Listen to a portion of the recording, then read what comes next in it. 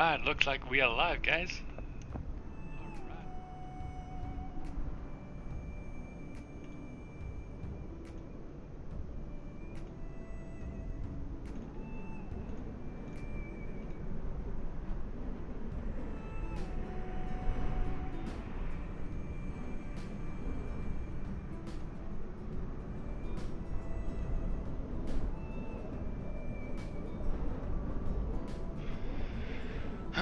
Just a second, let me set everything up.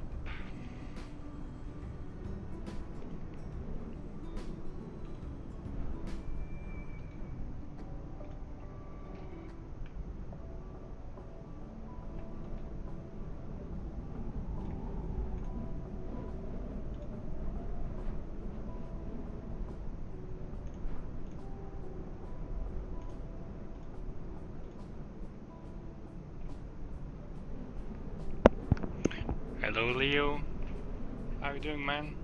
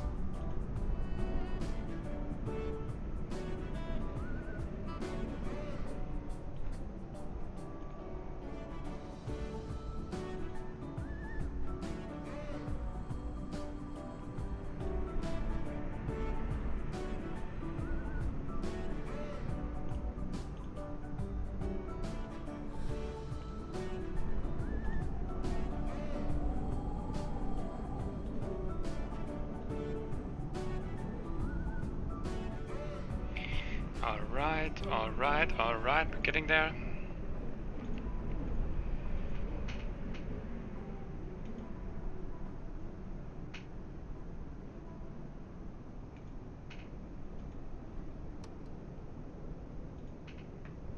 I'm doing great, thanks Leo.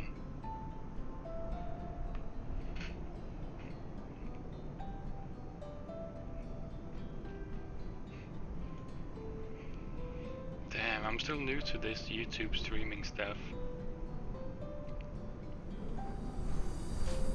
Alright, there we go.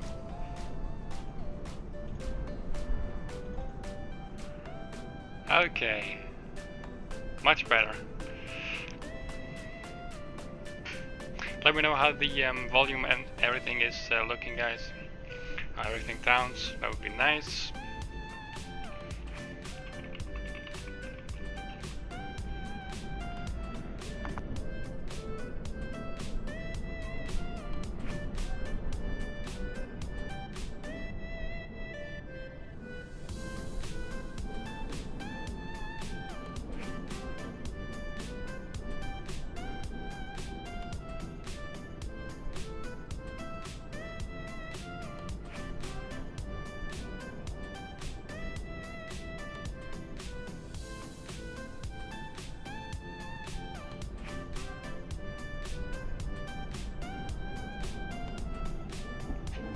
Alright, so sitting at Leeds,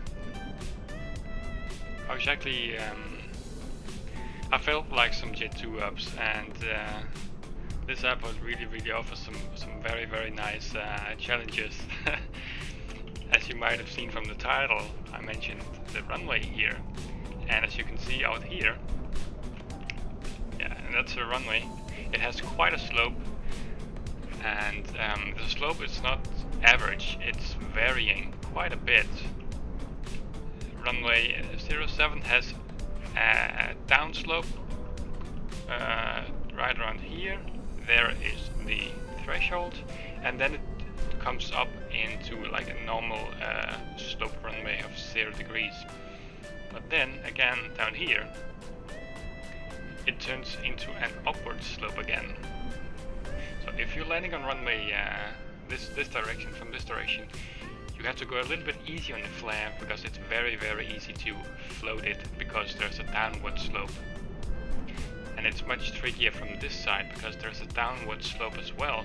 But right around where you're supposed to touch down, it turns into a normal slope. So perhaps during the return sector, if it doesn't get too late, we will find out about that. But yeah, sitting here at Leeds, let's walk out to the aircraft.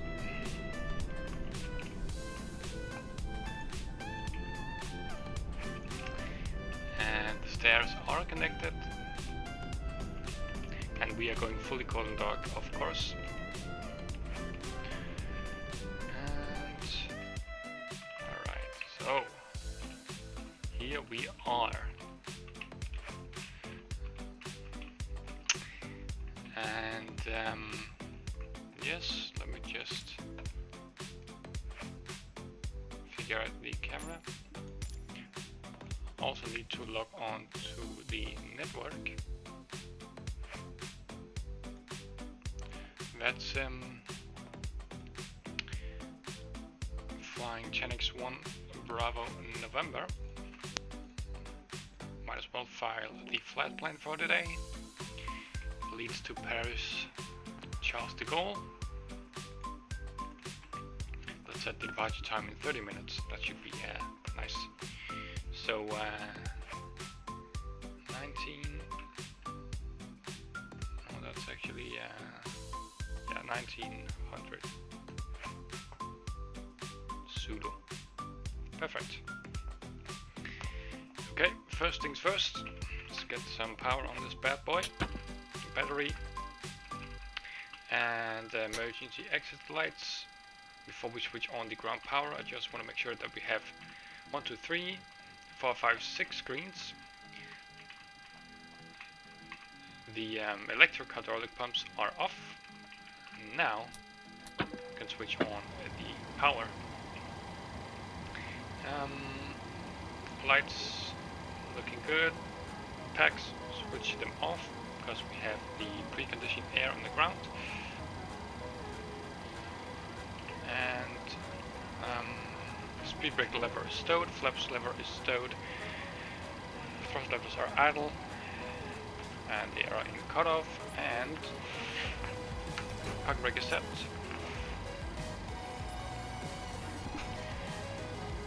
And yeah, let's do the preliminary cockpit preparations now.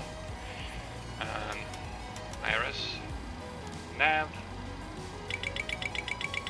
over speed warnings to work, flight recorder, oxygen is normal and guarded, no reversal slide, and the EECs are on. 7 minutes until the alignment is complete. And the emergency equipment, we have the crash axe down here, fire extinguisher here. We have emergency escape ropes up here. And we have the pins, we have 3 of them. This door is closed. The manual gear lever extension door is closed. Let's check the circuit breaker panel.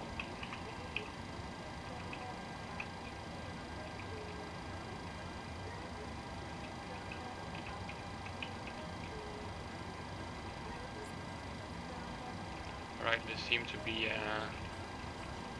perfect working order. These ones over here as well, and now these ones. Now if any of these are popped, that means that there's a system that might not work as it should.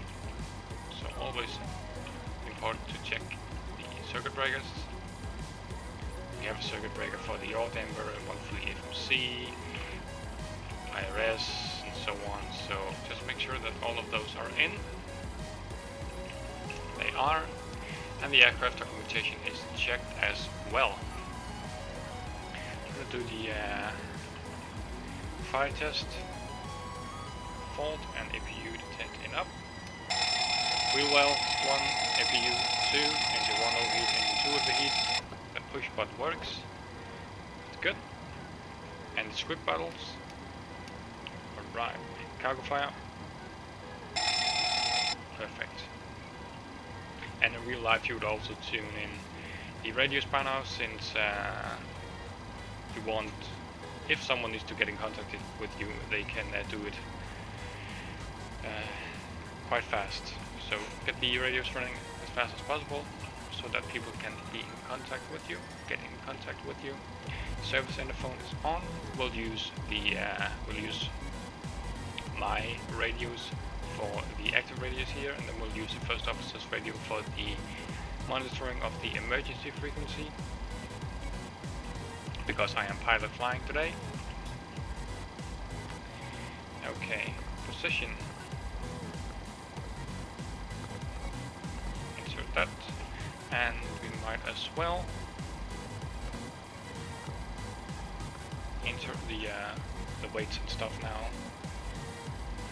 So we have 157 seats booked for today.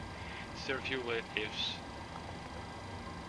57.9, or actually 58.0, but I'm just going to select 57.7 since the weights are not 100% correct. So air conditioning, yes please. Fuel, let's request. And yeah, we can actually test my oxygen mask. Let's flick that to 100%.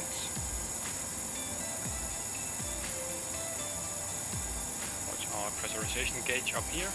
Make sure that it doesn't drop at least more than 200. And it doesn't, that's good. And yeah. And now for the yaw damper. Everything is in normal here and auto. Fuel temperature looks good. This valve does open and close. And the center lights are off. Center tank or center fuel pump lights are off. We have the cabin utility and power for the passengers here, that's on. Window heats.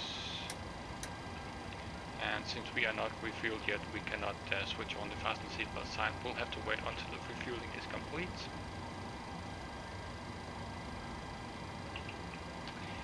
I'm just going to select the temperature now, so I don't have to do it later on. The circulation fans are in auto, packs off, isolation valve is open, APU bleed is off, and engine bleeds are on. Cruising level 290 today, and the elevation at Charles de Gaulle is 400 feet.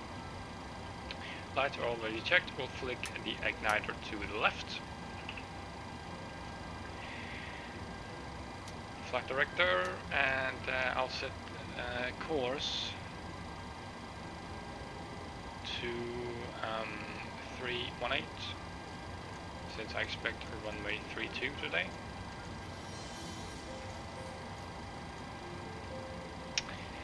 And oxygen is already tested. We can set local QNH now, which is 1003. We can obviously not test the or check the altimeter and heading and so on, because the IRSs are not fully aligned yet. But nose wheel steering is guarded here. They all light up nicely. Make sure that the display sources are in normal. Test the lights now.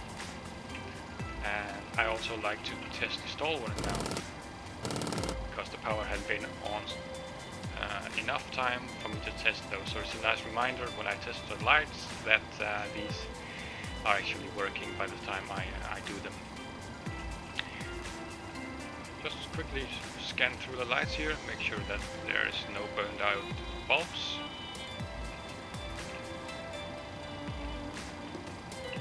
Everything looks fine. Now for the MCP. Looks good. panel. Looks good. We have 5 lights in the FMC, 5 lights in the FMC here. Have the inoperative EPWS light down here. Towards the bottom, everything looks good as well. Lights test is complete. Make sure that the N1 selector and the speed reference is in auto. Reset the fuel flow. Also make sure that we can save that for a little later. Brake pressure, currently not in the green band, but that's totally normal given this phase of flight. Yes, this is Microsoft Flight Sim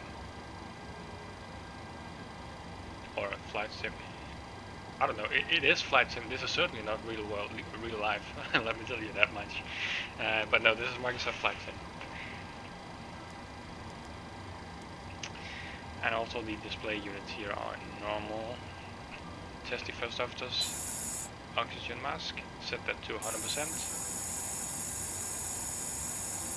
Make sure that it doesn't drop over here as well.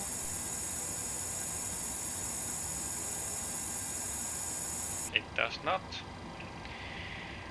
Alright, the RS are now fully aligned, so we'll do the check on the instruments just in a moment. Also, when the RS are available, we can now test the TPWS.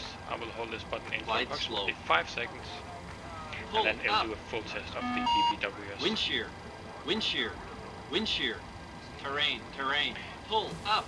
Now I will move down, check the oil quantity, looks good. Sink rate. Thereafter Pull the up. hydraulic quantity, Terrain. looks good. Pull up. Parking brake, Don't sink. and Don't sink. Too low. the rest Terrain. is basically all set. Too now. low. Gear. Too low. Flaps. Also make sure that these stable Too low. trim switches Terrain. are in normal Glide and they slow. are guarded. Bank angle, bank angle. Approaching minimums. Minimums. 2,500. 1,000. 500. 100. 50. 40. 30. 20. 10. Wind shear. Wind shear. Wind shear. Too low. Terrain. Caution. Terrain. Terrain. Terrain. Pull up.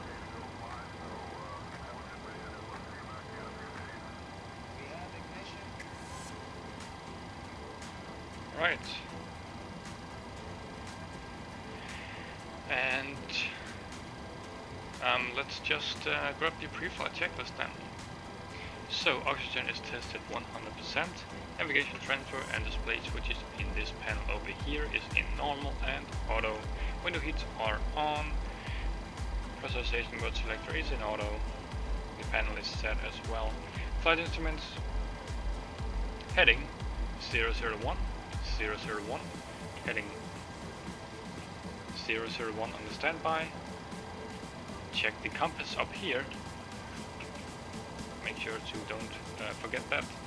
001 directly towards the north. It's checked.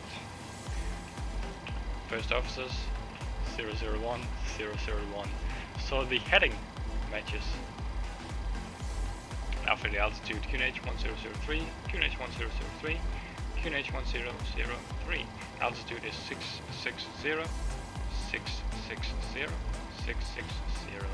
Alright, flight instruments are checked. Parking brakes set, and the starter was cut off. Pre-flight checks complete. Alright, so I don't know if Jet2 really does catering since it's low cost, but I'll just do it now for the heck of it.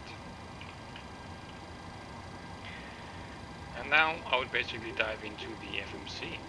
But first of all, how's the stream doing, guys? Is the quality okay? Because I'm usually streaming in 1080, and at least from my side I can see it's only 360. So let me know how the stream is doing.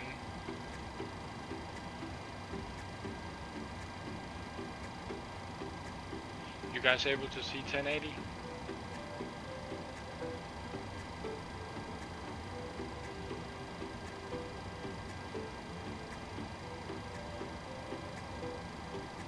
Alright. In that case, let's continue.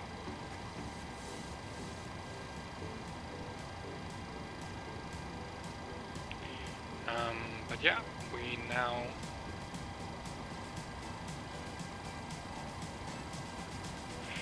need the FMC setup and everything. So I will put that up here. I'm gonna fetch raw, and here we have it. So as mentioned, flying Chanix 1 Bravo November, and registration Golf Juliet Zulu Hotel Zulu. Flight number Lima 0315. Departure time is 12:25.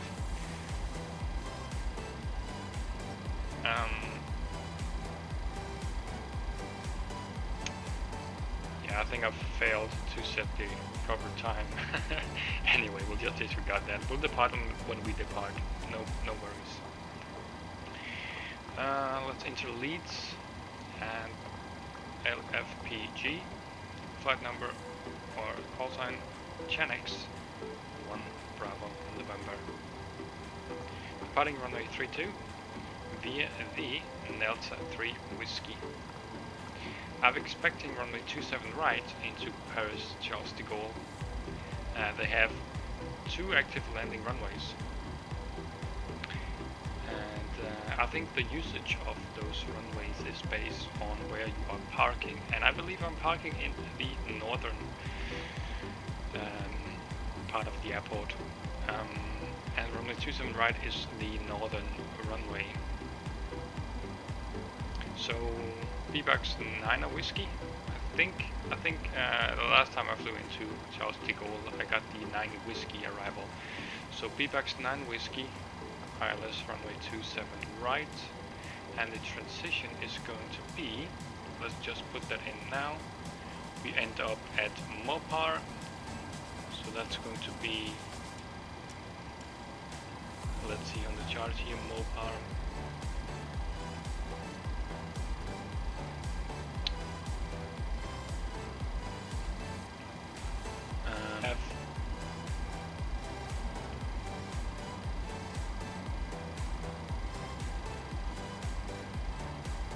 Just wait a second.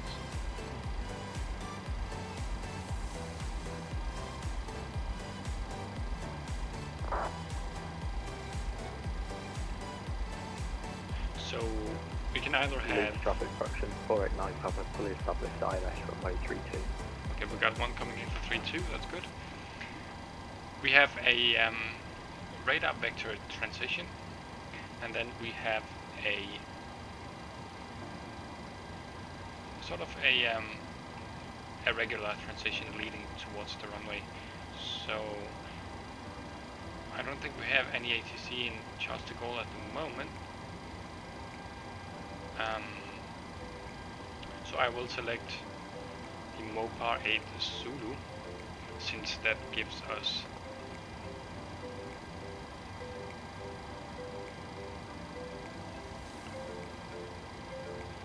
guidance towards the runway, whereas the other at some point will just get radar vectors. Mopar 8 Zulu, Mop 8 Zulu. Cool. Now the route itself, leaving off at Delta, direct to Manchester, BUR, Mike Charlie Tango, then direct to Listo. We got Papa 18 the airway, and then to Staffa,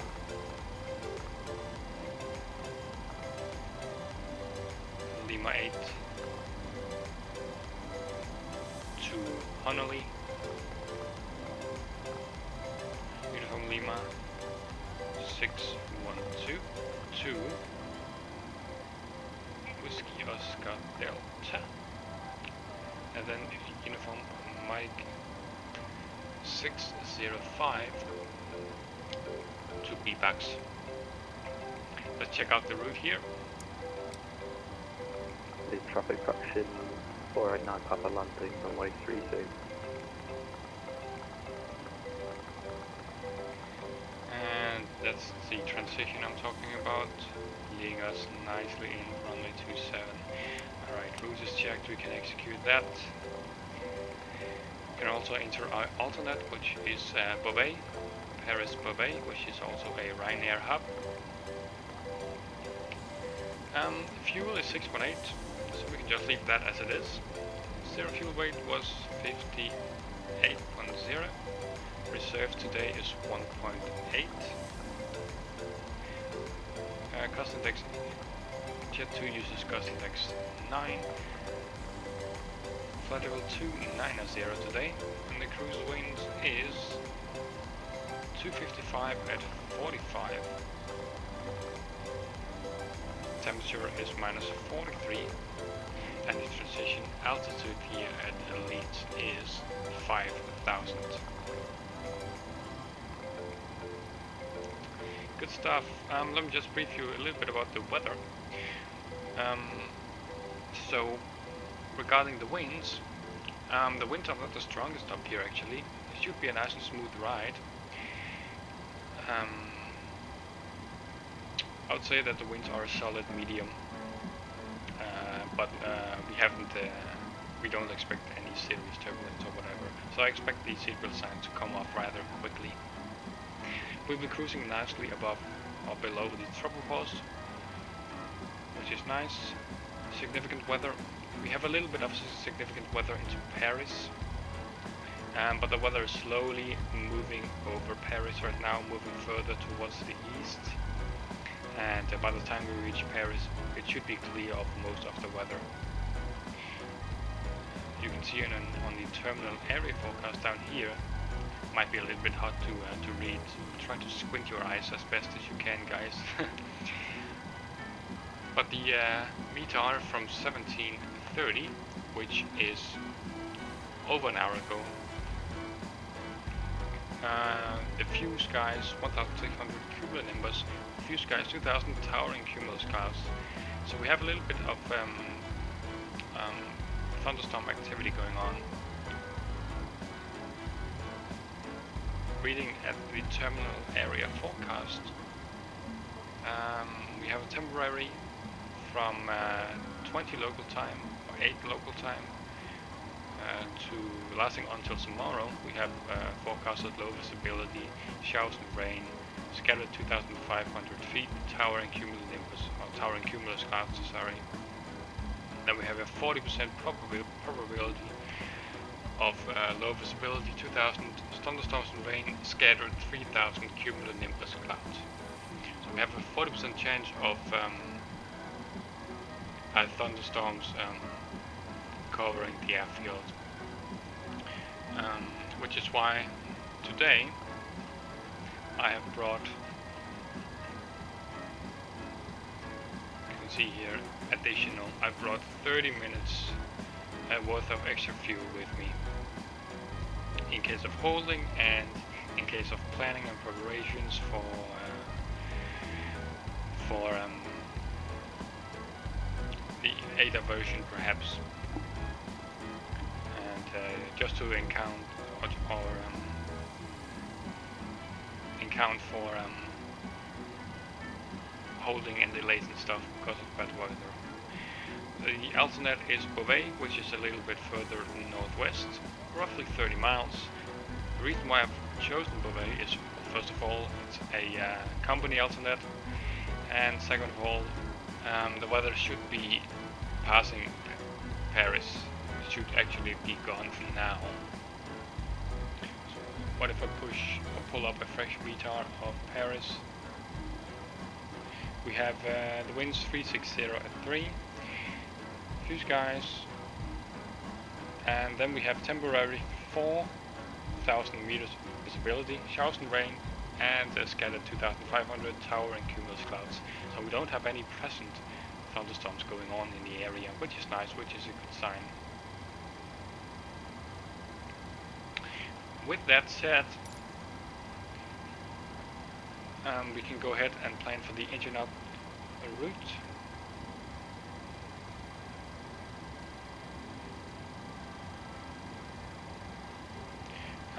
And I am using Blackbox's website in order to find out the specific engine out procedures. So the engine out procedure for this airport and runway is basically runway heading to 25 miles and hold. So that's what we are going to do. I'll then find the localizer or ILS identifier for runway 32, which is called India Lima Foxtrot.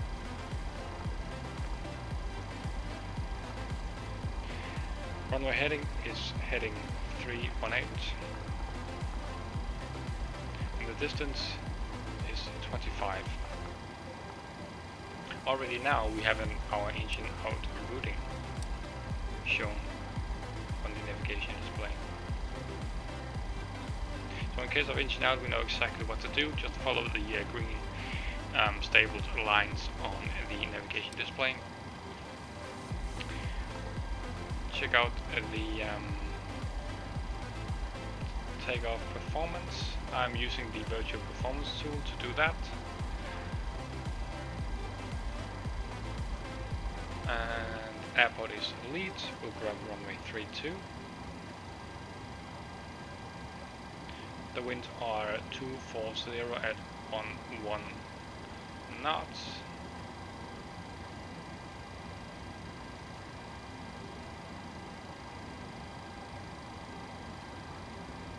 And takeoff weight is going to be 64, let's just say 64,700. Center of gravity is 20.1. That is all inserted. And let's calculate. So a full takeoff run, which means no intersection departures today, will give us a 24K departure with selected outside temperature of 31 degrees, which gives us an estimated N1 value of 93.9. And this will adjust when the engines and everything is running. So you can disregard this number now. Departures, flaps 5, speed V1 139, V rotate 139, and V2 is 147. Reduction altitude is going to be 1000 feet above ground, standard in the DP2 departure. The engine acceleration height is usually 1500.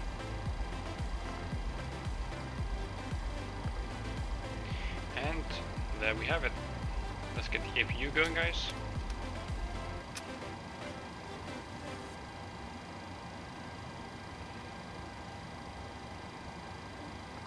Can load in the wind as well.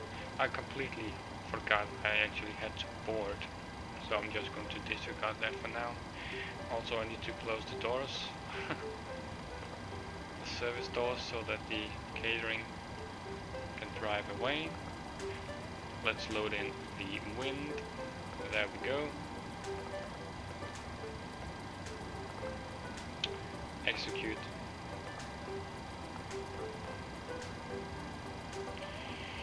Okay, so departure briefing.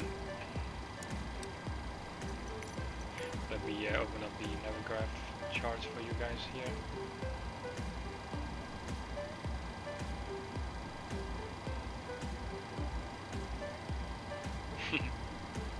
Is it too advanced for you, Leo?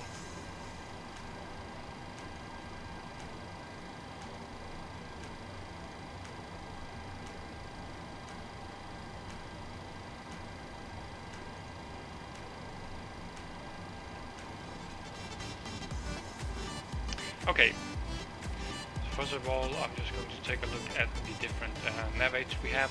We have Leeds Bradford NEV, which is 402.5. I always like to set my nav aids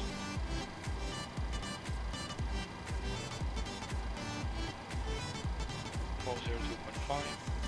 Yeah, I always like to set my nav aids in case I lose GPS or RNAV capability. We will be on departure be referencing to Pole Hill. So Pole Hill is 112.1. Do we have that already? We do. Okay guys, so at 2 miles from India Lima Foxtrot, which is the ILS identifier,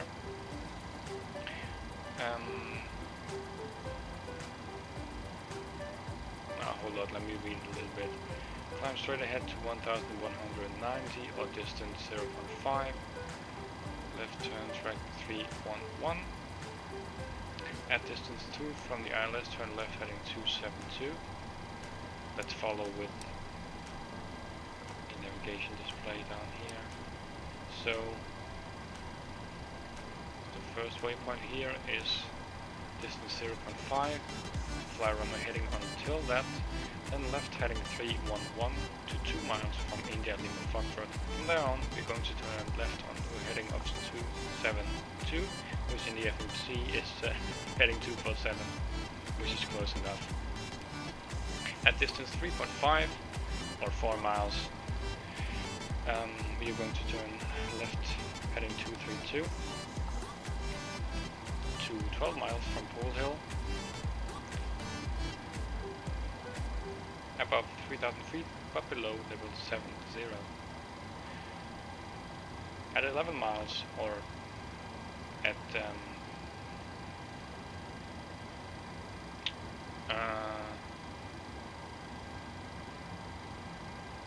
or distance, waypoint kilo, which is 11 miles, and we'll then turn right to intercept the heading 270 to Nelson. Cool. And then we'll fly on the planned route the rest of the way.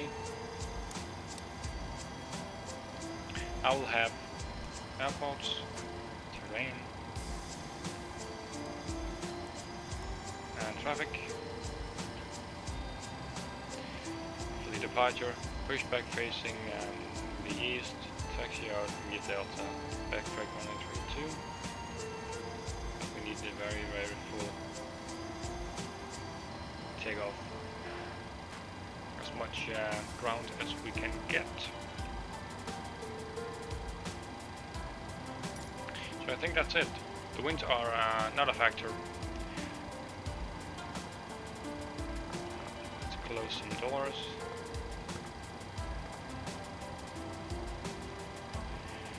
And yeah, pre-flight is fully complete. Fuel pumps, APU, hydraulic pumps on, except for the electrically driven A pump, which controls the nose wheel steering. Packs, auto, APU bleed on, seat belts, anti-gliding light, LAP, VNAP, auto brake, RTO, reset the fuel flow, call to the pushback,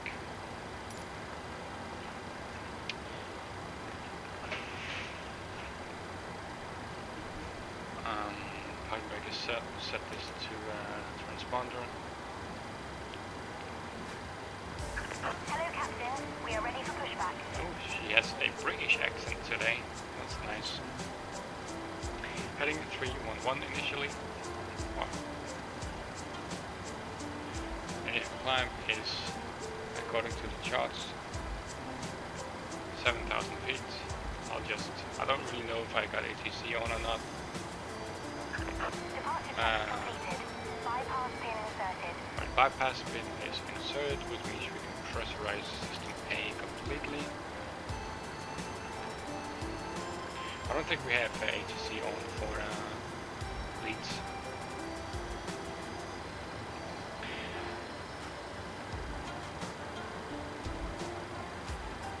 Right, I think that's it. In case anyone is to contact us during the departure, I've set the altitude to 7,000 feet. Before start checks, Locking gear. flight deck door, close and lock, fuel. We have 6.8 tons on board. The flight plan says 6.8. The pumps, we have all the pumps on except the center pumps. Passenger signs on, windows are locked, MCP V2 147, heading 311. Release parking brake. And 7,000 feet. Takeoff speed 39, 47.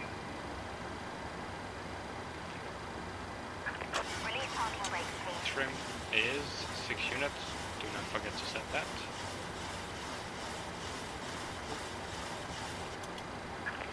CDU pre-flight is completed. Rudder and aileron trim is 3 and 0.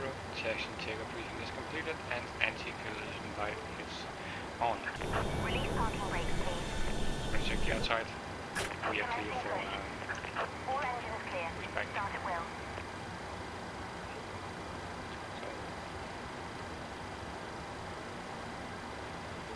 And we are on our way, guys.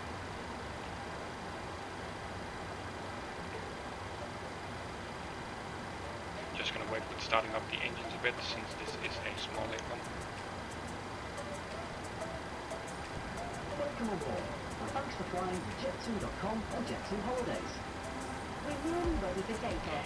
Right, let's fire up some engines. Tags off, if you bleed on, start number 2. Fully switched off, and safely put away in your hand luggage. This is because you're not allowed to use them until after takeoff. When the seatbelt signs are switched off, you can use your devices again as long as they stay in flight mode, as you cannot send texts, make calls, Got or access N1. the internet while you're on board. If your device becomes damaged or hot, And that is 25%. or aircraft, you need to tell us immediately. Smoking and the use of Fuel flow e-cigarettes is is not coming in. allowed. For your safety, please follow all instructions. N2 and keeps safety rising signs. and EGT We also looks just like to tell good. you about our friendly Oil on-board pressure together is policy. slowly rising as well. The low oil pressure light is extinguished. From any unfortunate antisocial behaviour. That way, we can make sure everyone on board today has a great flight. Looks good still. As part of this, please remember that you can only drink alcohol that's served by our cabin crew. And 56, a click. There we go. Please set parking brake. Starter cutout. All our customers to enjoy being on Start board number 1. together. Please now make sure any hand luggage is safely put away and your seatbelt is fastened ahead of takeoff. Have a lovely flight.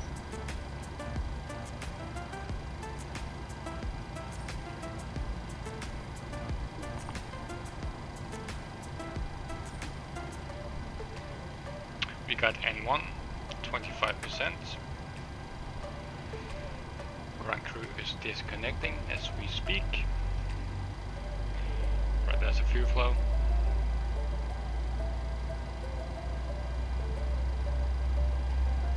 Unlocking gear. And everything looks good.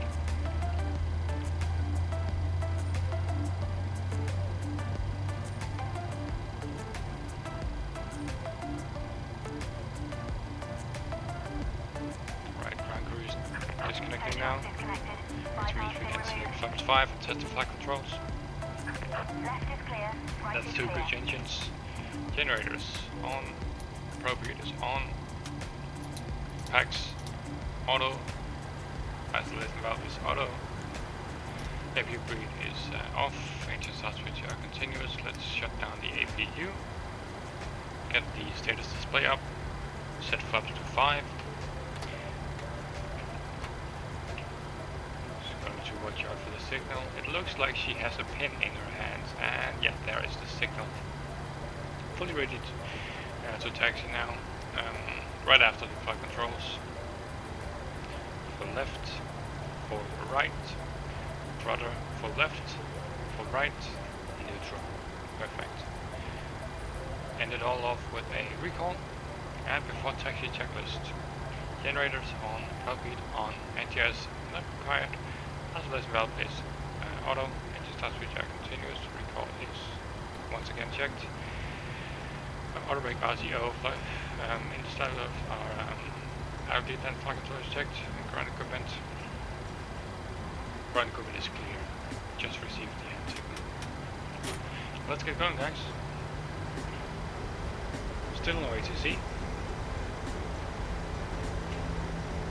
So, straight ahead, and right on to Delta.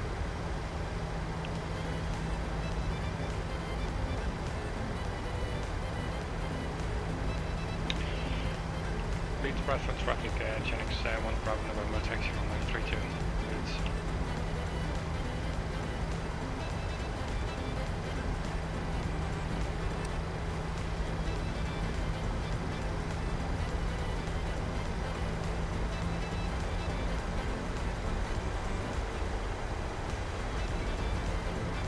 Alright, are you guys ready for departure?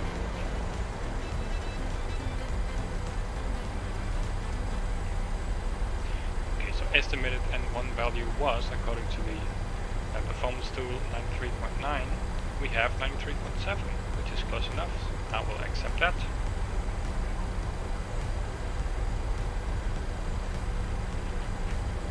Alright, that's what I like to hear.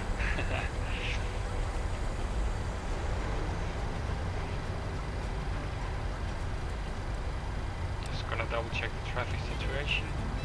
Doesn't look like we have anyone on the GCAS. Final is clear. The other direction is clear as well.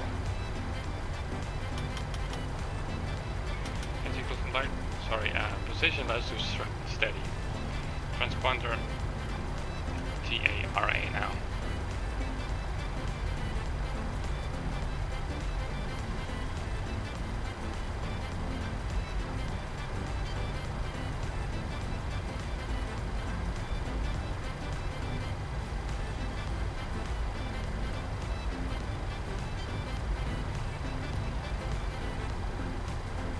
Cabin crew seats for departure, please.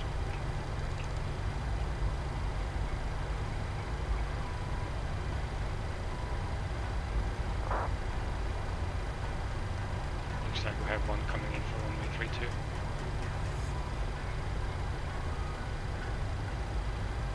Let's kill your music. We are now fully clear for takeoff. So the retractable landing lights on, and taxi lights on. And my rudder pedal is stuck. Damn it. Alright, let's keep it rolling.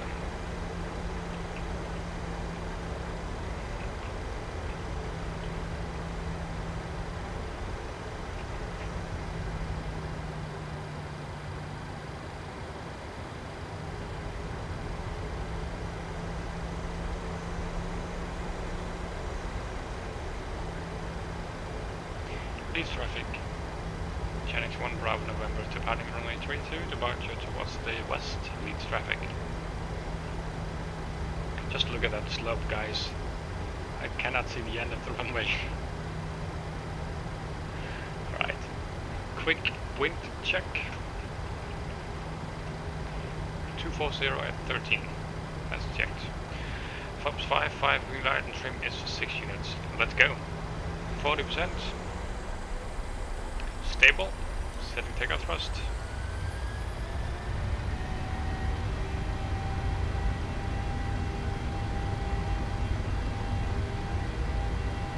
Thrust is set. 80 knots. That's checked. Lovely crosswind.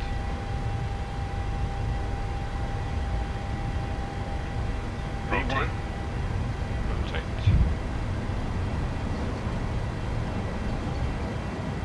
Positive rate of climb. Gear up.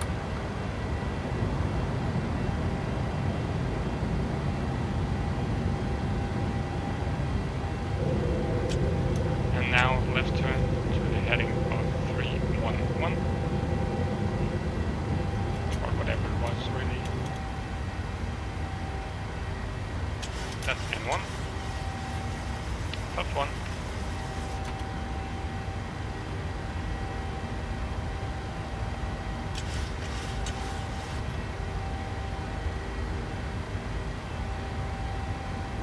Flaps up.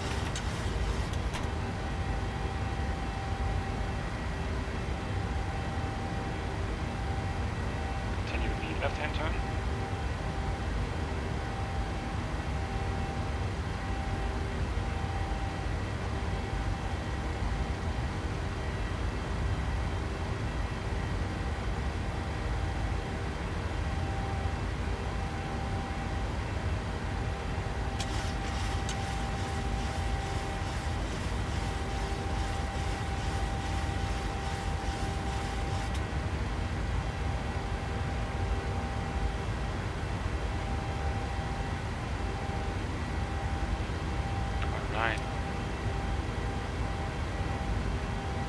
back on track here.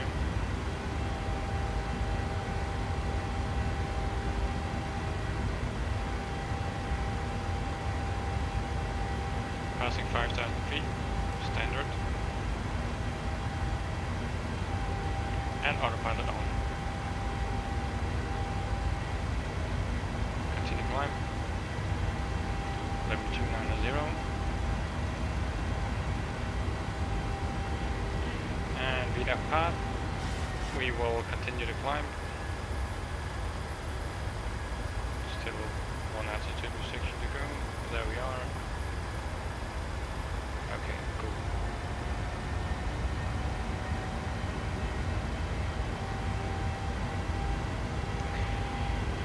Okay, let's just pretend we have been cleared to a level of level 290. That means we can delete the section we have down here, which we don't. Sometimes you have a D-rate still going on here in the N1 limit page. When cleared above level 150, you tend to delete those.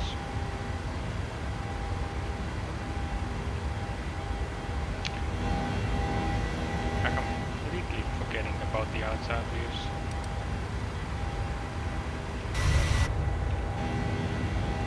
There's one for you.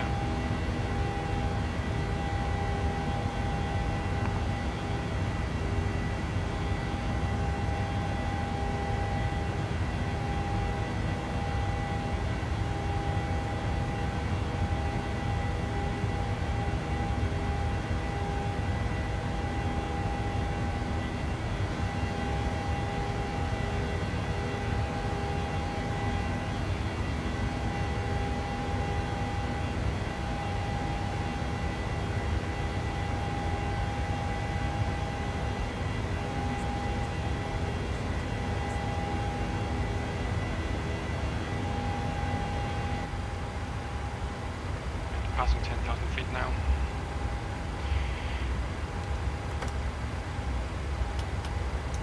Right, after takeoff checklist, gears open up, flaps up, no lights. Packs auto and bleeds on. That was in reverse order, I know that. Just much easier to start from the bottom. Anyways.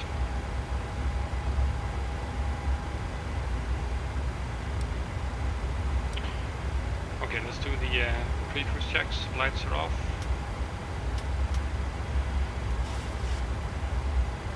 APU is off. We'll release the crew so that they can do their duties.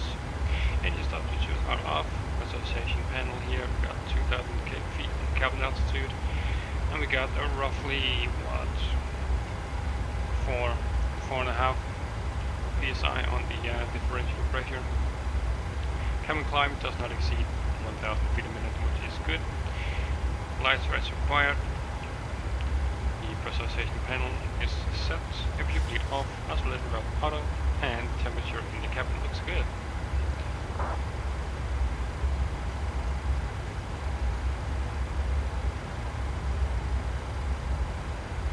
So, you guys with me so far?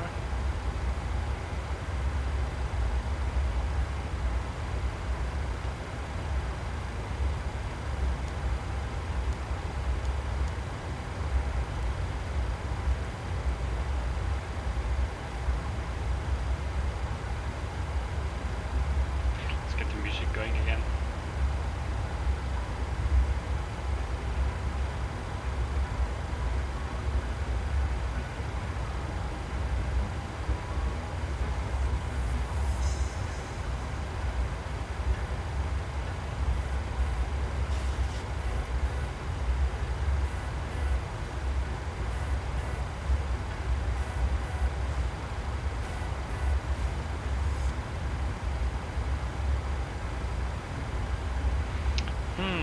Aorus or Boeing?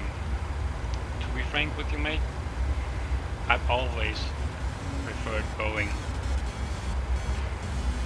I want to add though that I have nothing against Airbus. But if I had to choose of an aircraft to fly, like right now, then I would go with Boeing. But I have nothing against Airbus. If I was given the choice, I would have selected Boeing. But if I was assigned the Airbus, I would have gladly taken Airbus. To trust me, mate. Seatbelts off.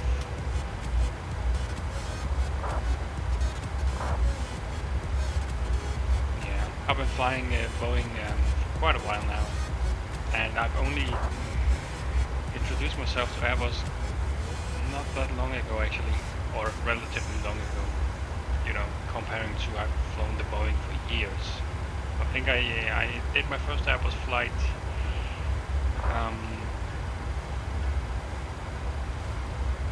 maybe a year ago. Is that true? Let me check the flights on Volanta actually, because there I can see it. A320. So my oldest Airbus A320 flight and my first Airbus A320 flight was Scandinavian 91 Kilo from Copenhagen to Gardermoen, and that flight was on the 28th of December 2022.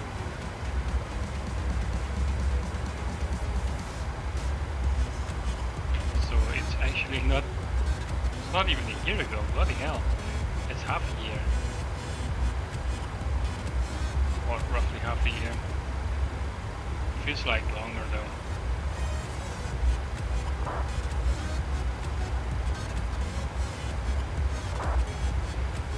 Well, yeah, I decided to get the Airbus when the Phoenix got released. Might be a good thing to add as well. I am not a real pilot. I'm just an enthusiast, I guess you could say. But I tend to focus on real life procedures and making every flight as close to reality as possible.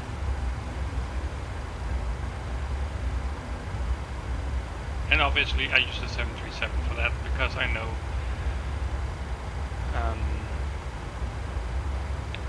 the most about the 737 than any other airplane I have flown in the sim.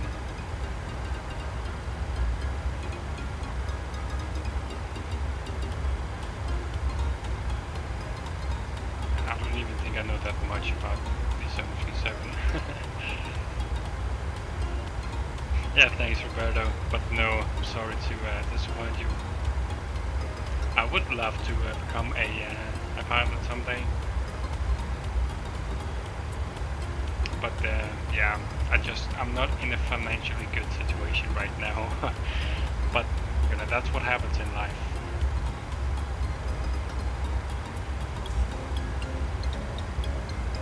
Yeah, I mean that's what happens when you just like what you're doing and trying to make the next flight even better than this one, let's say. But let's be honest guys, the pilot education, obviously commercial pilot education, is quite extensive, and what's the word? It's demanding also. I think demanding is the right word, because you have to have the right set of skills. No reference to taken there, this was intended, but you have to have the right set of skills. You have to have your financial situation sorted out. You have to have your familial relationship or thingy sorted out, because you will most likely, pilot mixed with pilot career is it's going to be tough, especially if you're not living in your base. And if you ask any pilot in the US, they would agree, because most pilots in the US, they live away from their base that they are operating out of every single day. Whereas in Europe, airline pilots tend to live around their base, Barcelona, and I'm using Ryanair as an example here. you know, Girona, Barcelona, Toulouse, Copenhagen, Leeds, Dublin, Shannon, Edinburgh. I mean, whereas in the US, you would have to commute into that airport, which can be a bit of a hurdle, and then you would start off the flight. So you probably have to get up quite early for that, just for the commute itself. And I know that in the US, like sometimes pilots commute all the way. Say that they have a flight schedule from New York to Miami or something like that. If there's a pilot from Seattle who's doing the flight from New York to Miami, he would have to commute all the way from Seattle over to New York to fly the sector from New York to Miami. This might not be 100% accurate, guys, but you get the point. The commuting in the US is quite a hurdle and quite challenging sometimes.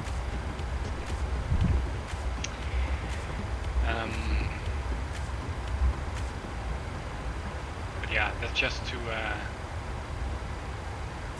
put an emphasis on that the pilot life might be as glamorous as it really seems, even though it's great. You know, if I could become a pilot, I would definitely go for it.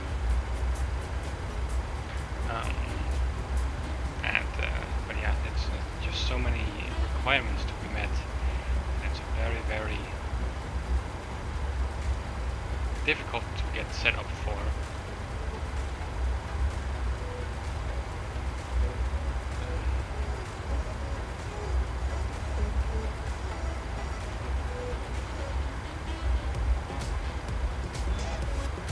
Yeah, if there's a will, there is a way, guys.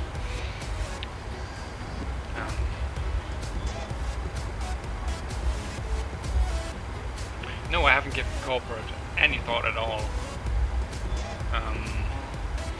I guess that the flight times are more flexible and less demanding, I guess.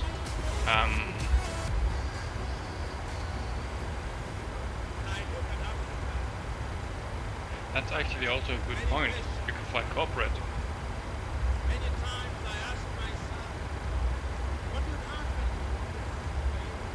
Yeah.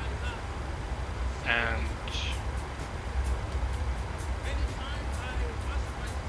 yeah. That's something I have considered at least very, very little.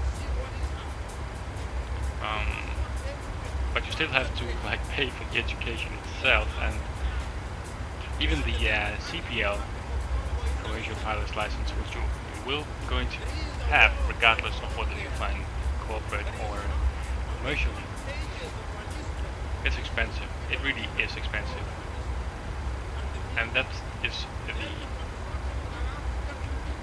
hurdle that I have difficult getting over.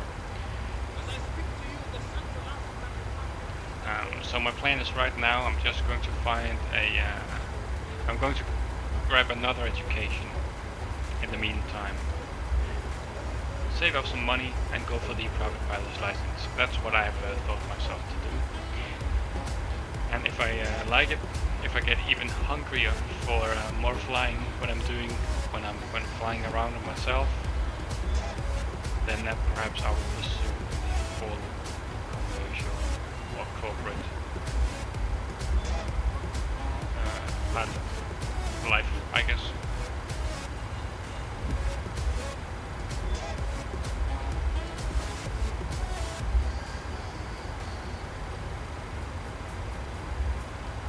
Okay guys, let us see here. We have 175 miles till top of descent.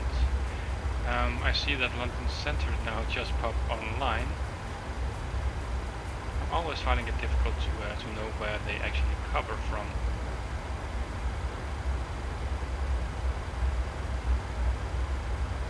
Okay, so we are over Birmingham right now.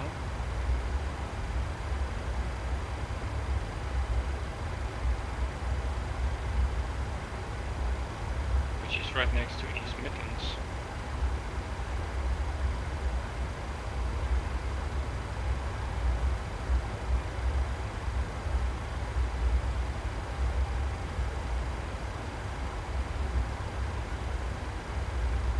Okay. Yeah, still a bit to go before entering London Centre.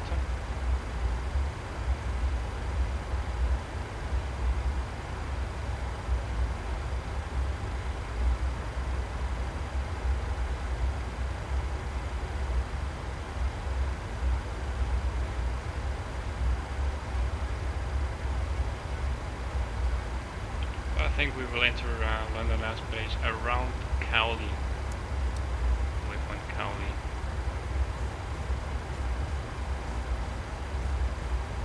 Which is 1938, so 10 minutes from now.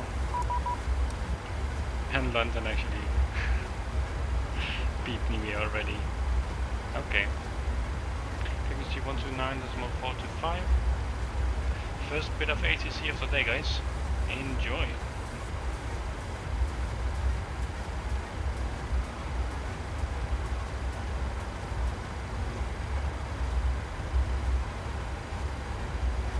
I live in Denmark, Berlin. Hence the Danish fire.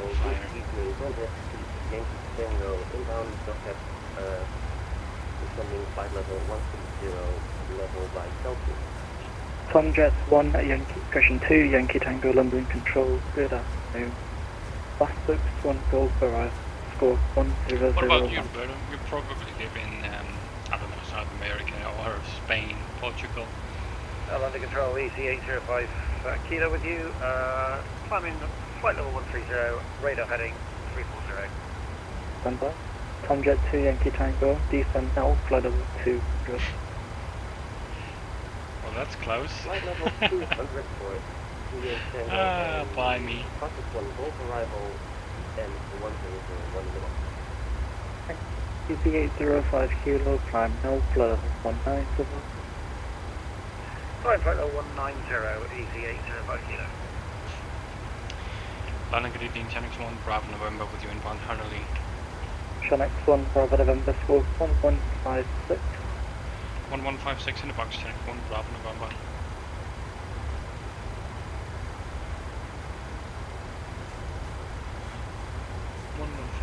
is set. Channix 1, Bravo November, thanks. Route direct to Seaford, 0 Foxtrot Delta. Direct to Seaford, Channix 1, Bravo November. 0 Foxtrot Delta. Flight line 4 Hotel February with Unicom 122 decimal. Quite a modest direct, but that's fine. EV39 November Romeo, Brussels offline, and it's Unicom 22 decimal. Portugal, yeah. Flight 8 is using I consider booking a vacation to Madeira at some point, just for the sake of spotting planes at the airport. Nothing else. I've intended to do nothing else if I ever go to Madeira.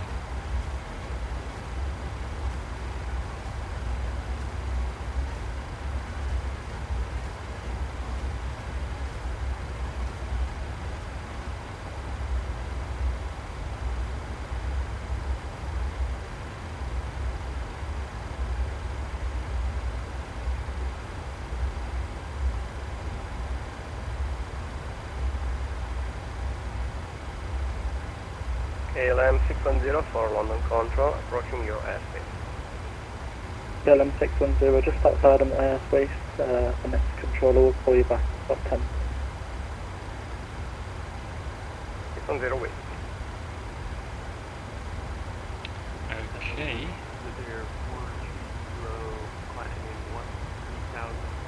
Let's set up for the arrival now. We might as well. Open up the Navigraph. Rudder 34 Kilo London Control, climb now, correction climb, flight level 310, sea level corner. Climb 310 and Let me show you the aerodrome chart. Sea level at or before corner. 310 level at or before corner. Alright. Easy This 805 is kilo, the fly heading huge 360 airport of degrees, Charles de Gaulle. climb flight level climb flight level 260. Runway 27 right, which I will be expecting Heading to 360 be and flight assigned level to 260, EC 805. located at the very north. If you notice, the outer runways are the landing runways, and they are actually the shortest. They are normally used for the landings. For the departures and takeoffs, they are using the inner runways, given that they are a lot longer. 27 right, 26 left. Jet 5 Tango Juliet when ready, descend flight level 270. They're quite similar. When ready to 27 right, vacate Zulu 3 or Zulu 2, whatever. Cross runway 27 left via Kilo or Jet 2 Yankee Tango, descend flight level 130, left by Delta. then left to either Terminal 1, Terminal 3, which is low cost, or Terminal 2 down here. I know that Air France, KLM, all the bigger airlines park down here. Air France also tend to use the Terminal 1 up here. But I think Hello, London Controller 2626 Zulu, heading at 360 the real level 1, flight good would for 1, stand 30. on Terminal 3 down 626 here. kilo, climb flight level 190. 119062. Arrival, B-Box 9 Whiskey. B-Box to Colib. Max 300 indicated. EV 2525 Below control, level good afternoon. 130. Expression Kuna, 1 Golf, And then to descent Mopar, flight level where our 2, transition will sorry, begin. 160 Low level flight by level answer. 120, above flight level 110. Again, maximum 300 knots. EV 2525 Kuna, 1 Golf, descent flight level 7 right, 160 where level by are answer. you? ED2506, I think that was on my flight plan. I had the wrong runway set, meaning I had a wrong flight plan. Okay, just stop the people that repeat this one. Okay. EV 2525 Kuna, 1 Golf arrival, descend flight level 160 level by answer.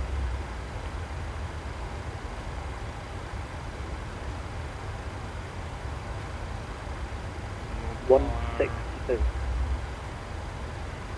Okay.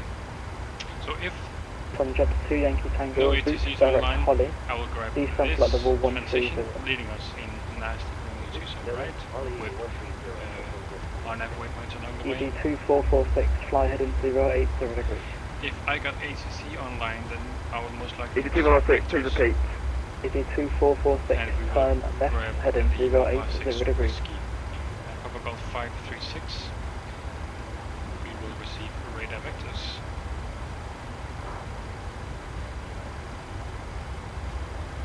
I expect runway 27 right, as mentioned, still. Glide slope is 3 degrees. Capture the glide slope at 5,000 feet at Sonic 14 16 Kilo Juliet, stop climb miles flight level 280, route from direct VATSIM. stick to. Climb straight ahead to 5,000 feet on the Mr. Poach, Papa Golf 651. And Stop Papa Golf 652. Then to Ponto's VOR, climbing to EV 5,000. 2446, turn left heading 080 This degrees. is standard category 1, which means that the minimums will be around 200 ED2506, left heading turn to 08 degrees.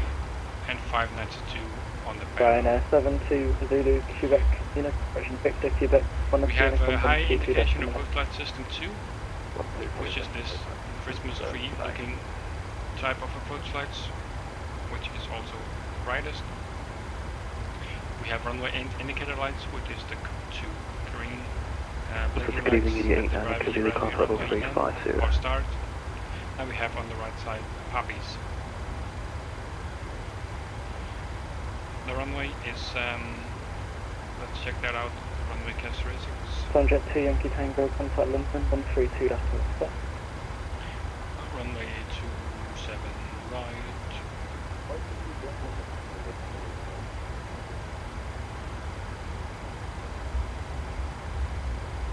Easy 89 Echo Zulu, climb flight level Runway 350. is 60 meters. Level 350, 89 Echo Zulu again. high indication. Easy 62 Zulu, action 626 Zulu, resume on navigation direct 4 times. Triple one, runway, easy 626 lights Zulu. here. 626 Zulu, Unicom We have 122. center line lights, high indication. 2286 Zulu, Ballard. And touchdown Easy zone lights. 805 kilo, resume on navigation direct Ripple, on runway Unicom 18 indicator 122, lights. decimal 8. Copy on right hand Correct, side, Rebel, and angle 3 degrees. Thank you. Tom Jet 5 Tango Juliet, 1 Unicom 122, decimal 8. Runway 2, what's the other runway we can expect? Runway 26 left. Runway 26 left, Tom Jet 5 characteristics. Tango Juliet, 1 Unicom 122, Very decimal 8. same thing. Vehicle 1 to the Also 60 meters wide. Plenty of lights. Under control, Golf Bravo Kilo Charlie Charlie. Golf Bravo Kilo Charlie Charlie, flash message.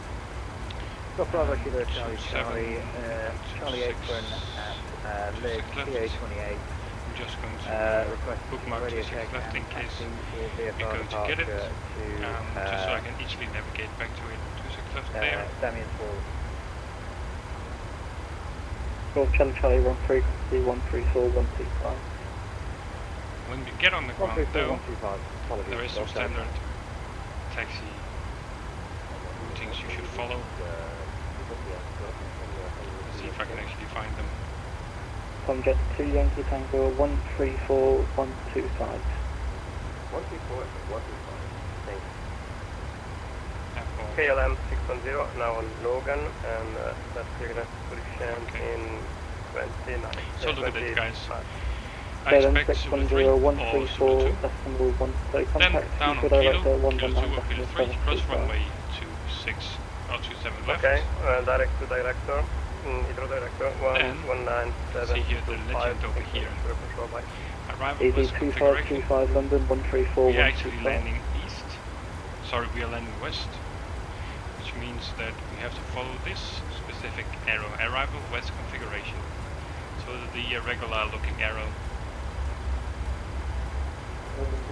As you can see, pointing down, crossing the runway, and then it is turning right here on Delta.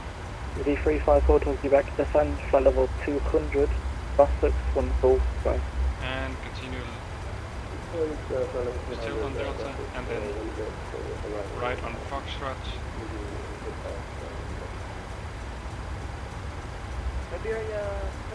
And yeah, if we're going to Terminal 3, then it obviously ends here. Yeah, I do expect Iberia Terminal 3. I might 3170, actually descend, also flight level request Terminal 200, 3. bus 6, 1 Golf, right.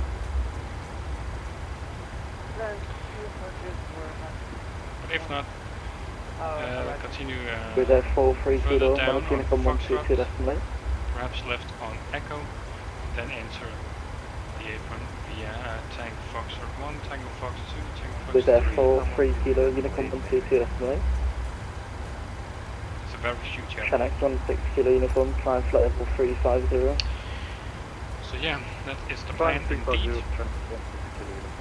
Easy 2446, resume your navigation direct land store. Let us do some If you give heart us rate 6, please calculations. repeat. Resume your own navigation direct land store. Direct to Lamport.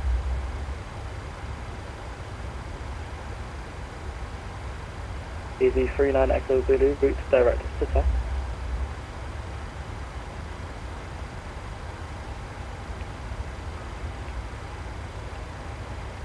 Easy 35 Hotel View speed 310 knots or greater.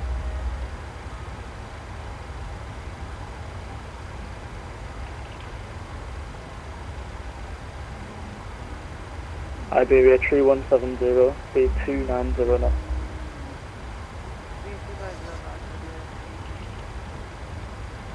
Easy 35 Hotel Quebec, speed 310 knots or greater.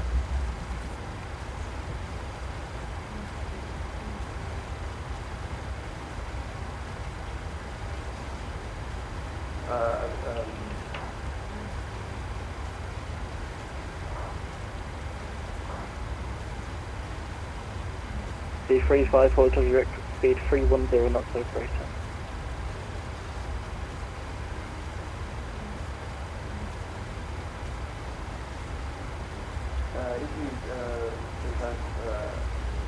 Alright, so as mentioned, I expect to vacate 310 knots, the all SW3, breaker. or if it's the opposite runway, then it is vector 3. That's roughly 2,000. Tower 229, climb flight level 280. So,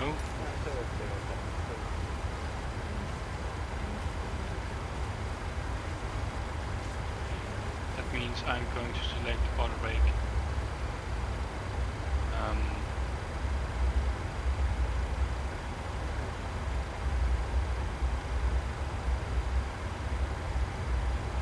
Auto brake 3 with flaps 30.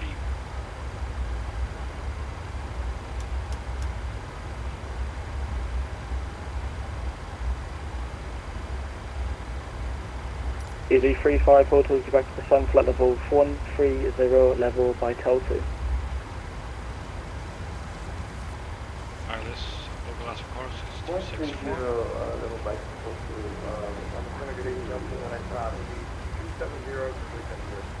Delta 2815, climb flight level 370, just double check you're not speaking on someone before flashing the push to it.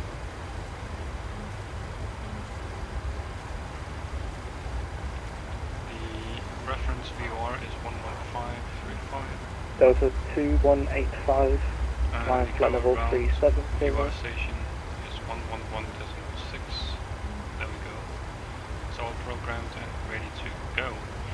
Wireless is, as mentioned, 592. Iberia 3170, descend flight level 130 to be level by Tel2. 592.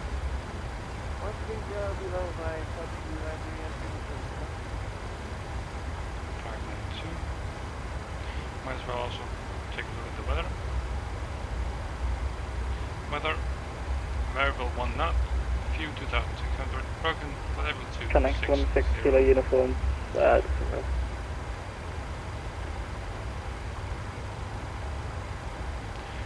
QNH 1011. So, not the worst weather.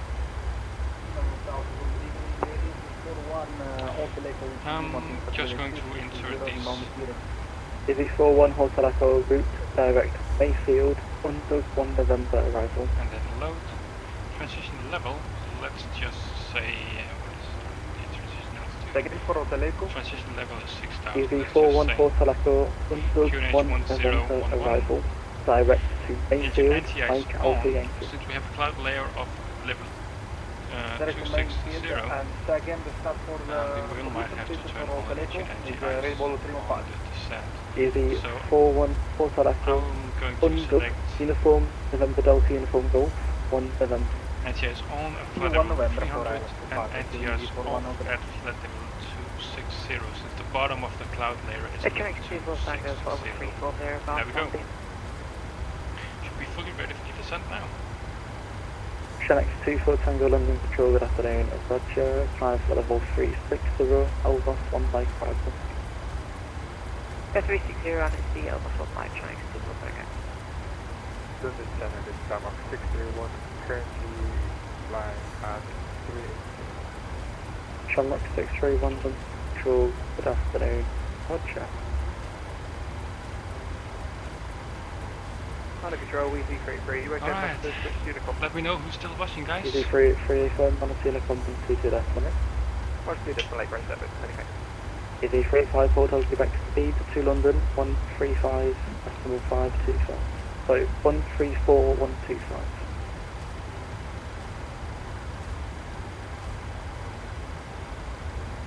Easy 35, Hotels Quebec speed to gas, so London control 134125.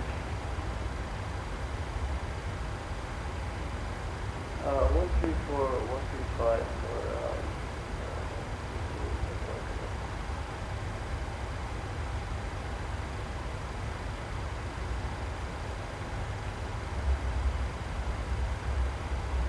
Oh. Looks like I got kicked off the network. Damn it. Okay. Since we haven't got any ATC into Paris, I'm just gonna remain offline for now.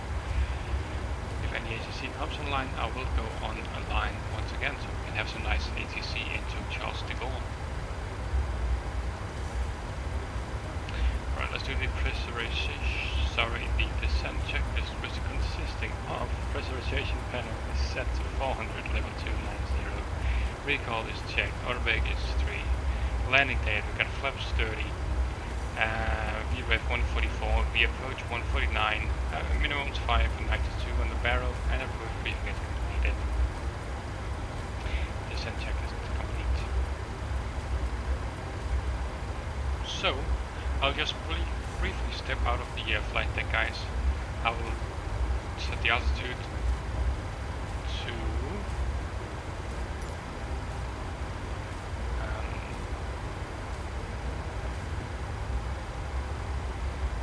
5,000 feet, which is the altitude we will catch the glide slope.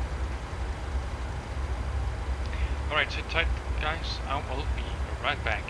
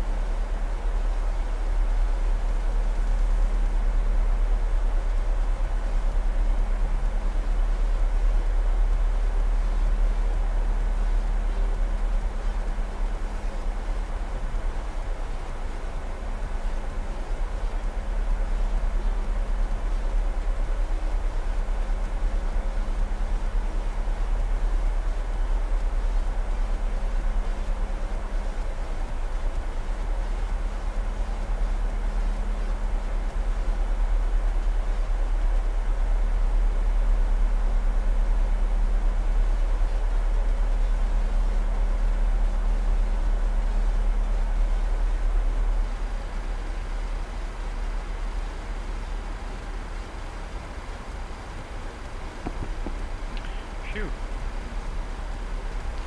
It sure is getting dark outside.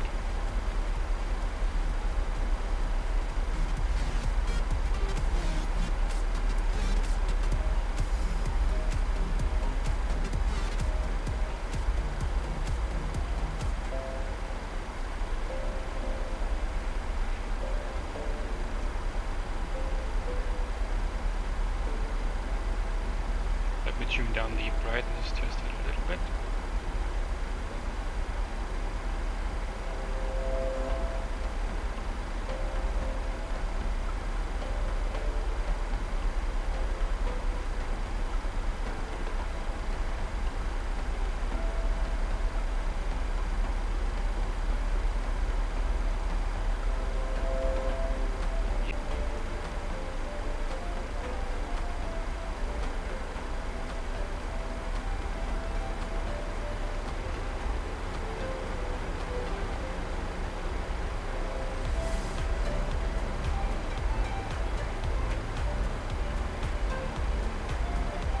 Just wait until we get back to Leeds.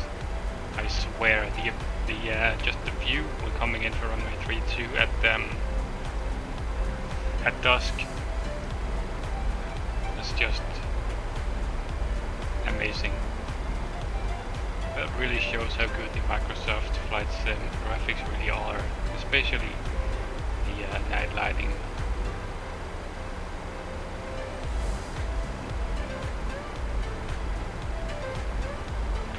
Okay, we have 22 minutes until landing, so I will switch on the fasten seatbelt sign now.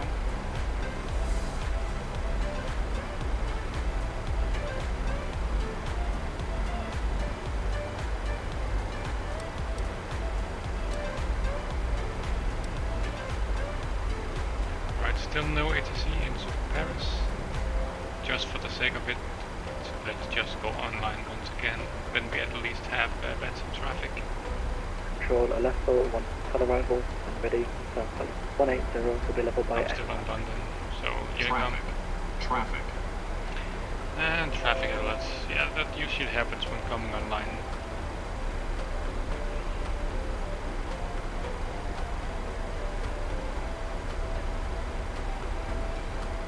I like to keep my cockpit nice and dark during the evening hours.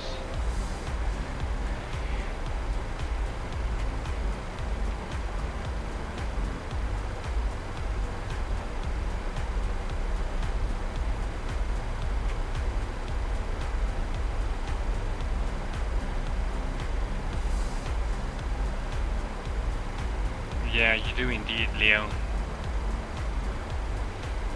I mean, for the streaming purposes, I'm running relatively low graphics. When I'm not streaming, I have the settings set a little bit higher.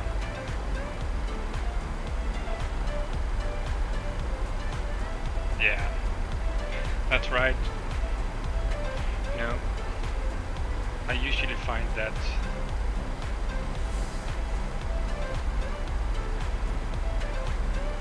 setting the instruments like this, at least on the PFD, that I find too bright. I cannot see the vertical speed needle, and I have a hard time focusing on the flight director. That might work out during the daylight, because you obviously want the screens to be as bright as possible during the day.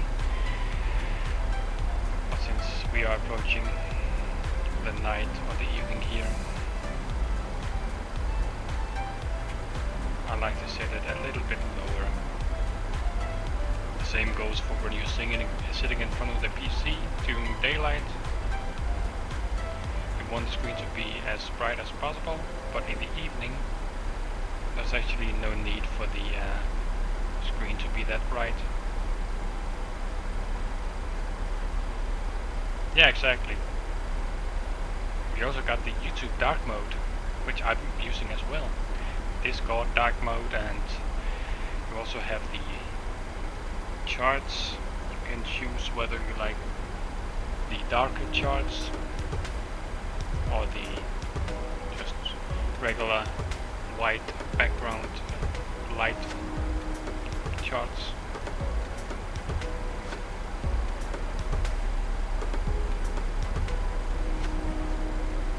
Right. Almost overhead Mopar now. Yeah, I also find dark mode to be the most satisfying. It doesn't really hurt during the day, and it's just most pleasant at night or evening. How's the fuel looking? We have 4.3. Reserves are 1.8. We will land with 3.9 tons. And that's also taken into account the extra fuel that I brought. I brought 30 minutes extra just in case the weather was bad. But I don't really spot any significant weather.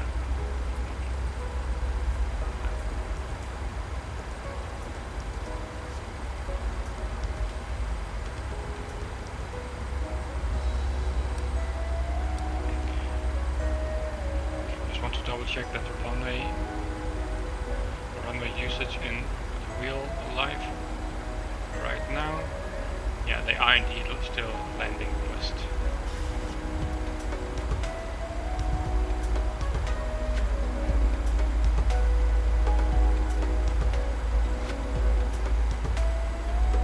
What I think of Ryanair? I think Ryanair is a very, very solid airline. Obviously, they are very, very famous for their delays and their hard landings and whatnot.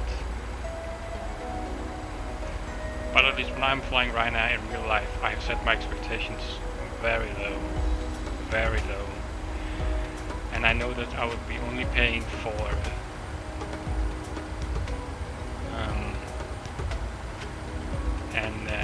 a cheap air ride, basically, which consists of one terrible seat,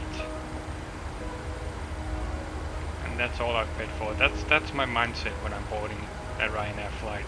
I don't really have expectations for the services or in-flight entertainment, stuff like that. That's pretty much non-existent on a Ryanair flight.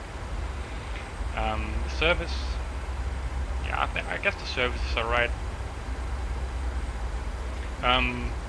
But one thing to know about Ryanair is, I mean, Ryanair is a safe airline, and that's all that really matters. Ryanair pilots are very, very proficient pilots. We don't want to talk about the food though. Nah, I mean, I haven't had a meal on the Ryanair flight. I've only been on like 2 or 3 Ryanair flights, and those were very, very short, from Denmark to Stansted. All of the times, basically. Ryanair's like Spirit Airlines in America. Yeah, I think you have a point, mate. I don't know much about Spirit, but I know that they are quite known for their terrible service.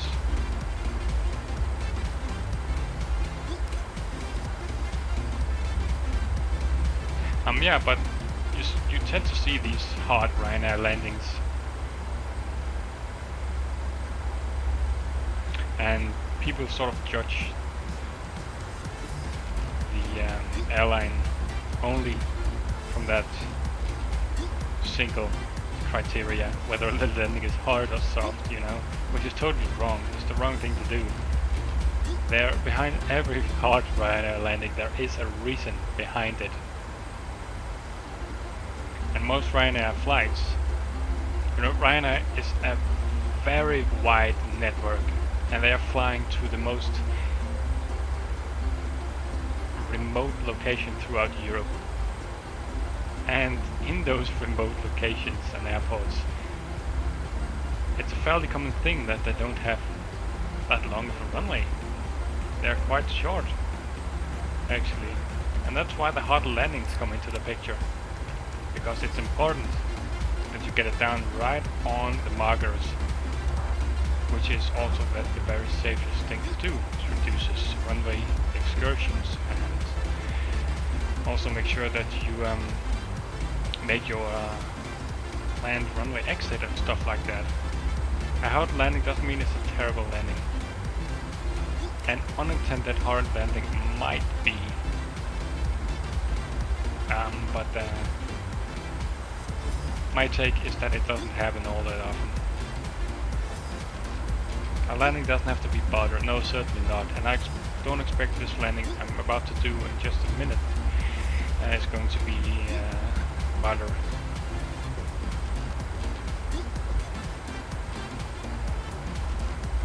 But yeah.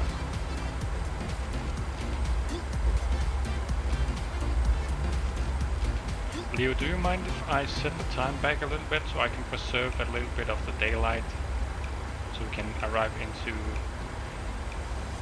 Paris with sort of a sunset view or a dawn view, dusk view?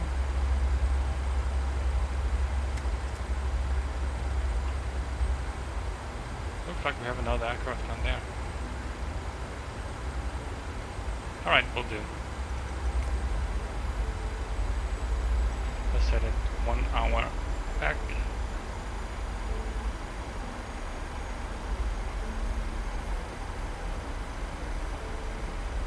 Let's set it to 19 and then the minute so that it matches up with my time.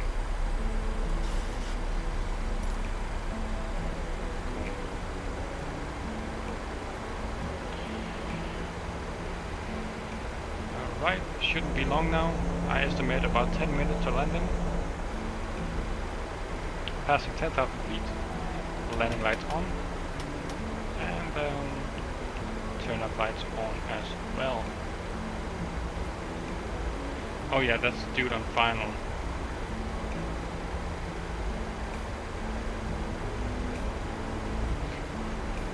Yeah, that would be cool indeed, but I don't really mind setting it manually.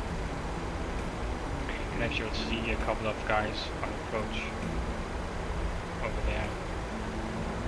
We got one just below the first officer's course selector. Oh god, we're entering a cloud now, doesn't make it any better. I'll set the local QNH 1011. Final weather check. The winds are 120 at 2. And QNH 1011.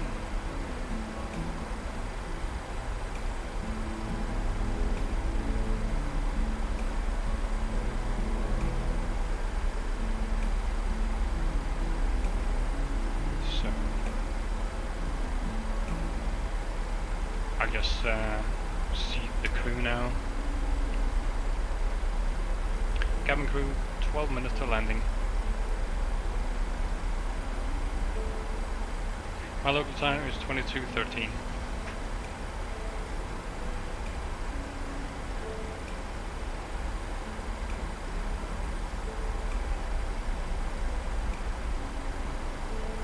I'm not really following any specific time zones right now. I'm only following whether it will be a sunset arrival or not.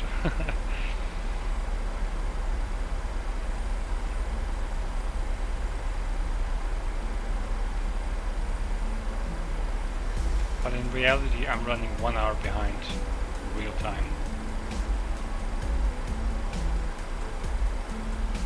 The same time is 1 hour behind real life time.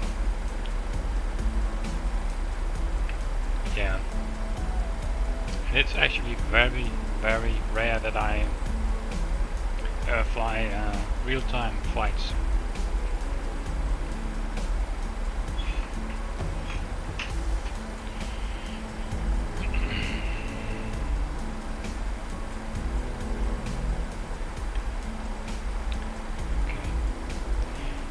Charles Eagle traffic, Channel 1 Bravo November is inbound for the ILS runway 27 right. Soon be turning base, northern base from runway 27 right. Charles Eagle traffic. Yeah, I am a little bit excited, yeah. I've also put in a post on the community tab of what I should do for the milestone. So far people have been suggesting long hauls, and there was one recommending flying into Amsterdam in the PMDG 777 with KLM in P3D. But unfortunately I have quit P3D, I did that a long time ago. So that is really off the table. But what I could do is take the Dreamliner, the Kuro 787, and fly that one instead. I've been hearing very, very good reviews of that one.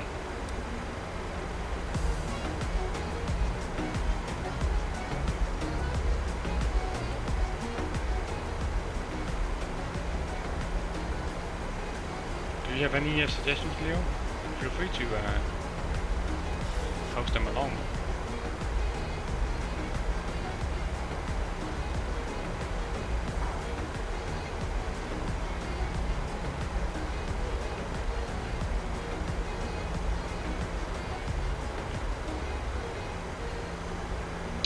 Thinking, alright, no worries.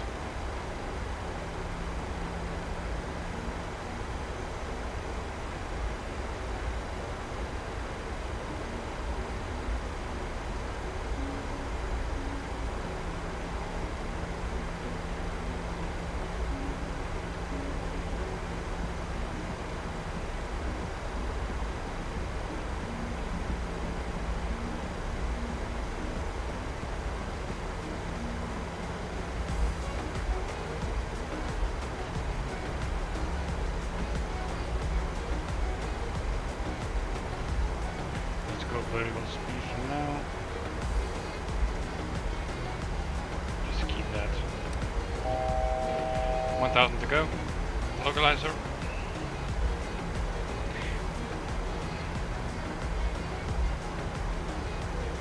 Something really special, like Microsoft VATSIM theirs from your community. Oh snap! Yeah, don't get too excited about that.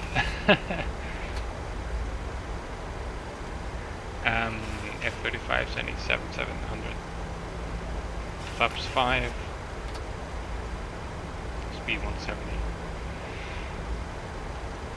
264. Missed approach. 5000. Yeah, I don't know about that.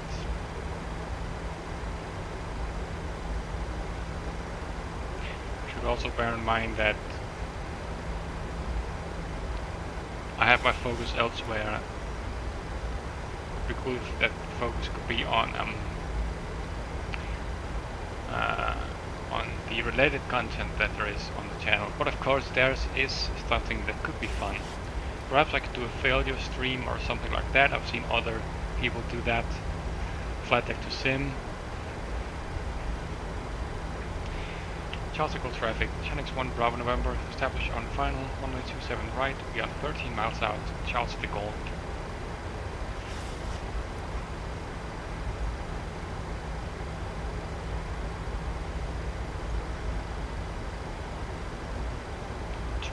South, let's keep it at 180.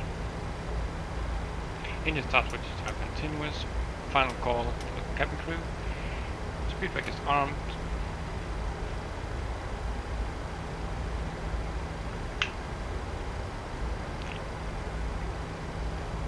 Or perhaps a full flight with a rejected takeoff upon takeoff with ATC. Or a really long stream that you start like 12 AM and stream until like 23 PM. Yeah, could be an idea as well.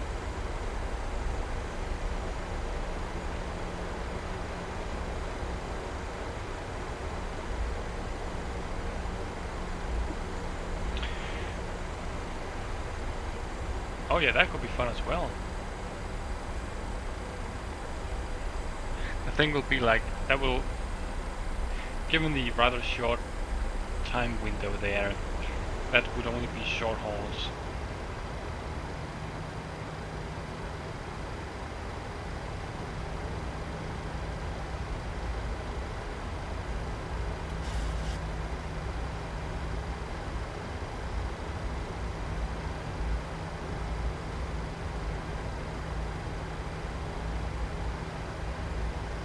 Yeah, that could be a very fun idea.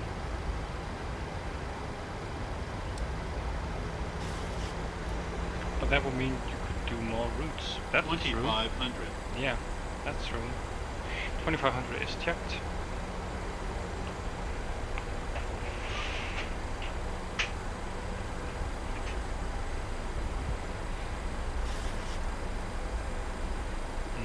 Yeah, that would be a pretty good idea.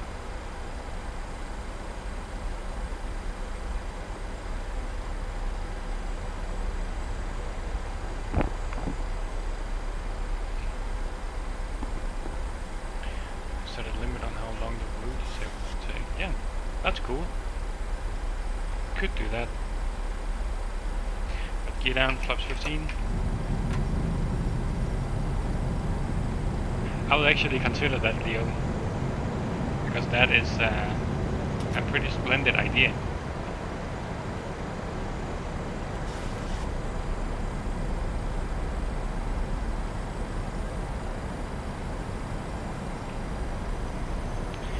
Cheltenham traffic, Chinese 1 Route November, short final, 27 right, 5 miles. No. I mean, as far as I'm concerned, there is 3 options. There is the Courier 787, which also can do short hauls. I've seen that multiple times. There is the 737, the Phoenix, and then perhaps the Airbus A310, but I don't think I will put that up. Flaps 30, speed 149.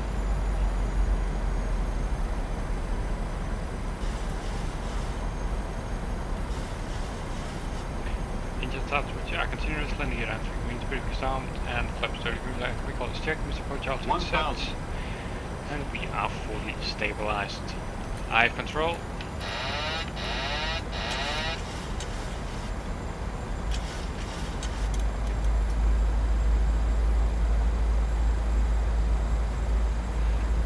Just look at this view, my dude. Gonna do a quick photo for Volanta.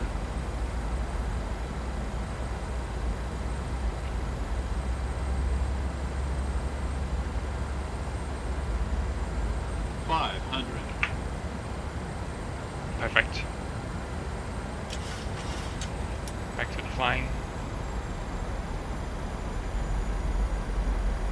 A little bit high, correcting. There we go. Approaching minimums.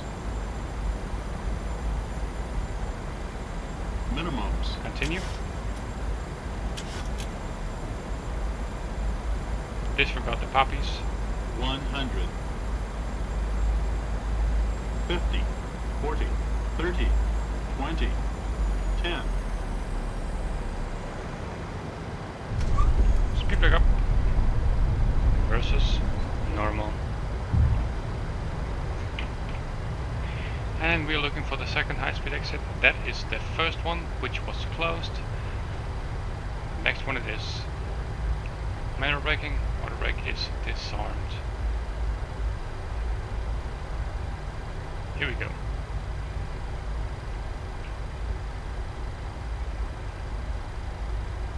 Welcome to Charles de Gaulle.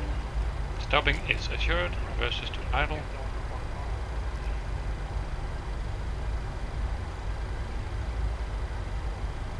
Yeah, that's a nice one. Landing rate minus 112. 112. Alright.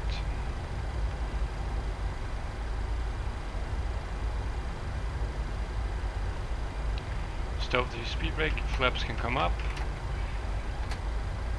Crossing at kilo 3.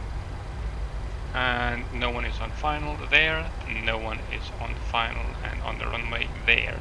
So let's continue to cross.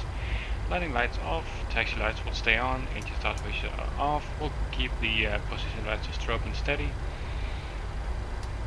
We set the flight directors, we set the minimums, auto brake, auto, or off, sorry. Transponder to the middle position, transponder and trim.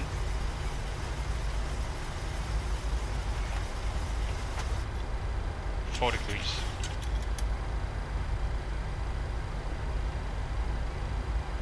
Right, since I've no ATC, I am going to Terminal 3.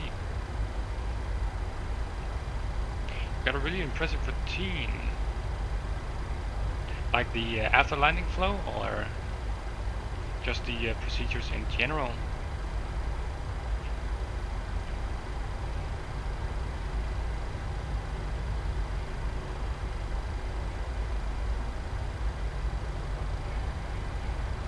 Yeah, I know every procedure in the 737 by heart, and that's because I've done that over 100 times. That's the only reason why I know them, or I can do them so flawlessly.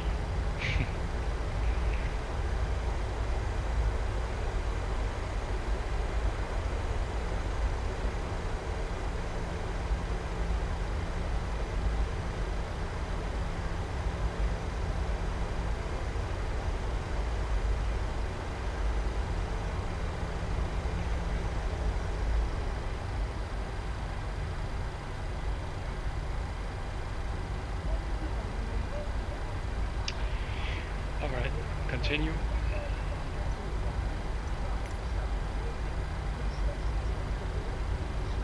How many flight hours I have? That is a good question, Leo. Let me check that in just a second. Just a second, buddy.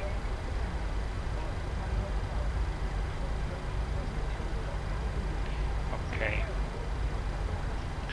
We are then supposed to turn right onto Fox.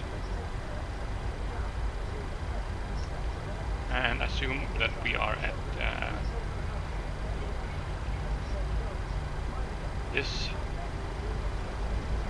We are at Bravo Delta 9.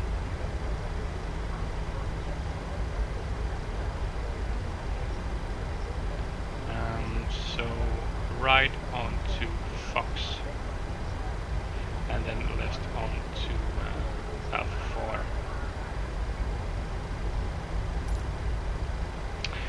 Oh no. Oh no. Ah.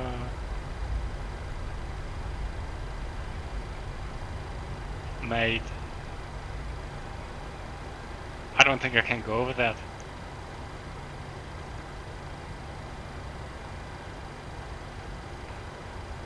Alright, fuck this, let's do it.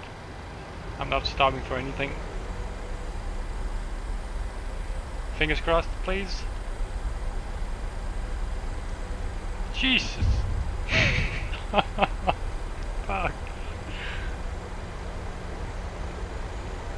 Alright, we made it.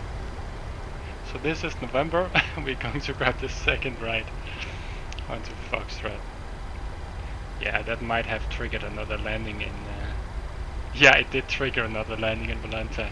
Landing plus 58 feet a minute.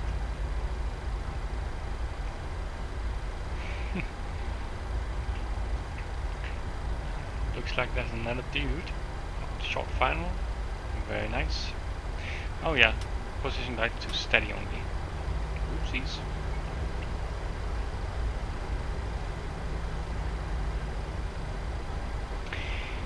Yeah, that's true, Leo. I would be too afraid to think about that at this time, to be frank.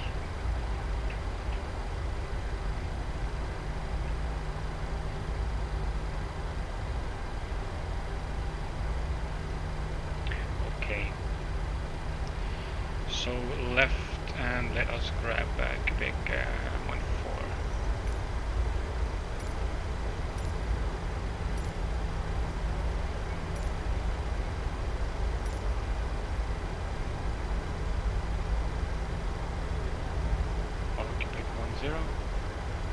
Let's grab Quebec 10.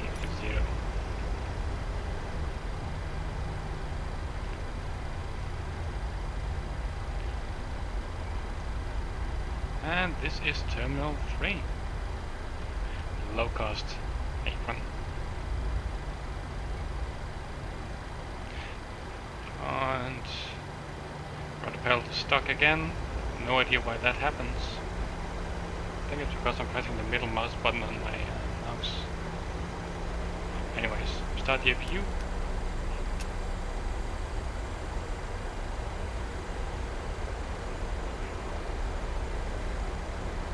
The goal ground traffic, France Alpha is giving the charging taxi via Alpha, Delta Alpha 1, Delta 2, falling for right, 2 left.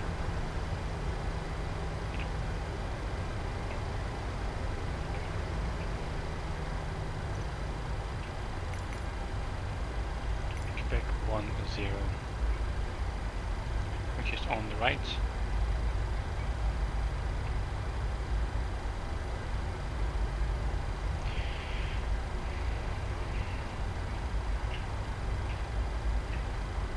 Alright, Leo, what do you think?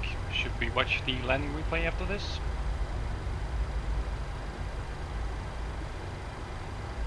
Yeah, I know. You can't really control the other people's microphone volume.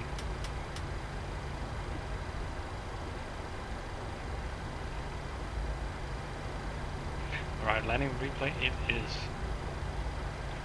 And taxi lights are off. We do have a guidance system here.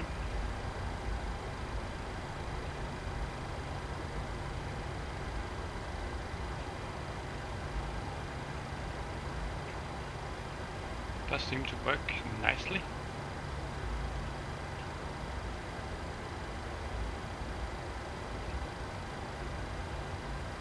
Last station, again, already the ball.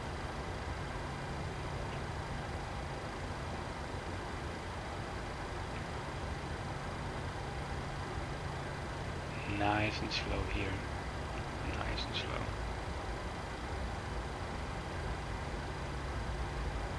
Easy does it. Stop. Park brake. Set. Abuse on the bus.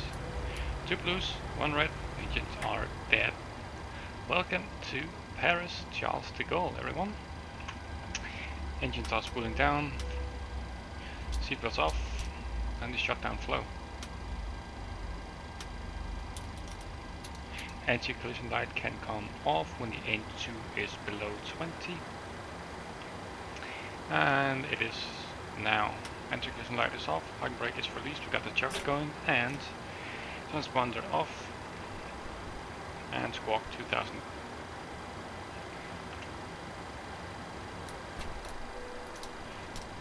Perfect.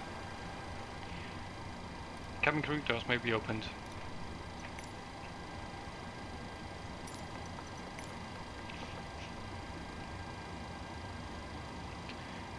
Yeah, I highly doubt they will have virtual docking guidance systems here on the cheap apron in real life, but anyway, that is what we have in Microsoft Flight Sim. No complaints. Let's see how accurate it was. It's alright. I'd say a little bit right of center line, but yeah, could have definitely been worse.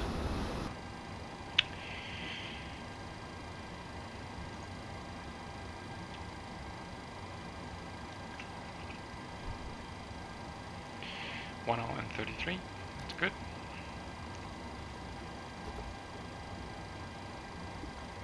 Alright, so first of all, let's check my total flight hours in the 7.3. And I'm not actually sure how to do it.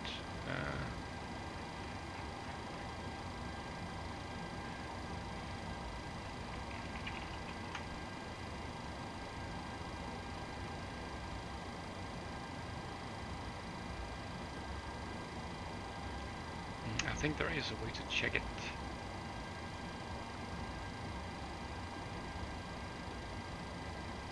But I don't know how.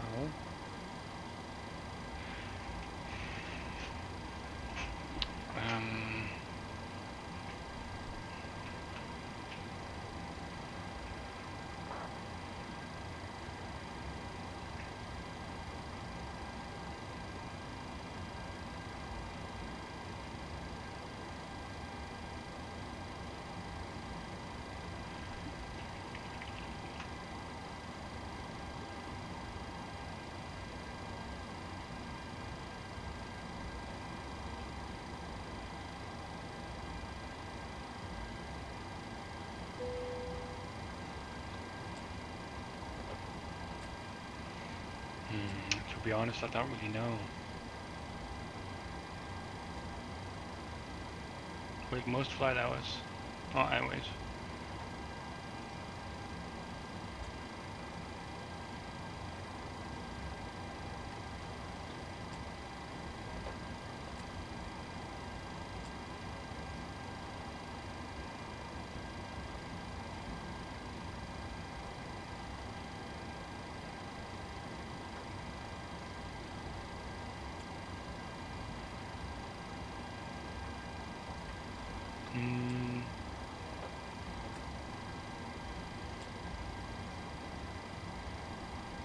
Statistics, F-Hans Alpha Whiskey Victoria entering on runway to the left and taking off. I have 2,203 hours total on Volanta, but I don't really know which ones are allocated to which airframe, unfortunately.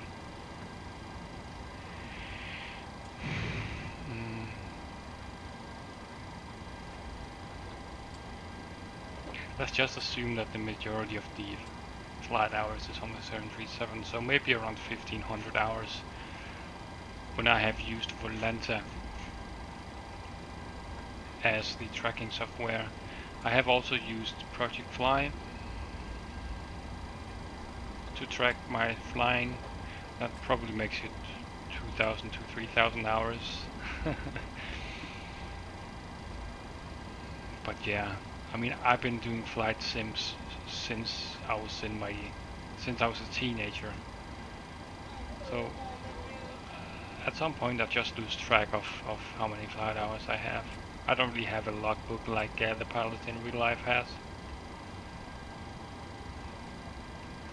Alright, how about that replay, eh? Let's close down Volanta in the meantime so it doesn't screw up my flight.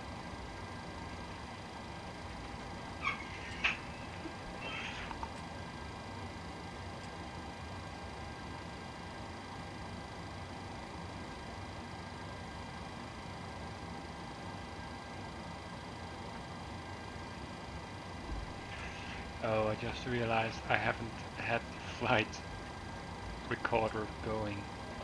Dang. Ah, that's a shame. I'm sorry about that. No replay, unfortunately. But I have the cockpit footage. If you want to watch that one more time. That's sort of the only thing I can give you at this point, whether it will be a sunset arrival or not. It was a nice landing indeed. And let me just show you here. I have a recording saved on my PC. So here it is.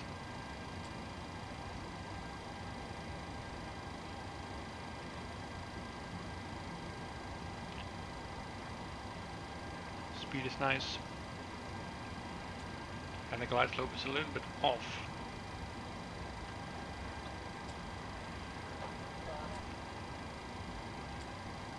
According to this chart, I should crush the threshold down here at 54 feet, which I did. So I have no idea why I have 4 reds here and why the glide slope is all the way up right there.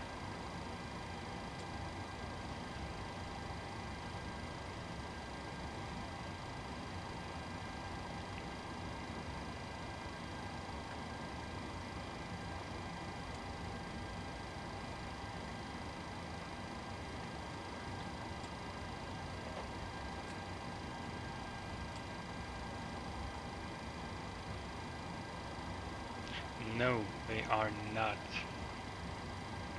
So at some point, there always comes a point during the landing phase where you disregard the puppies altogether. Yeah. And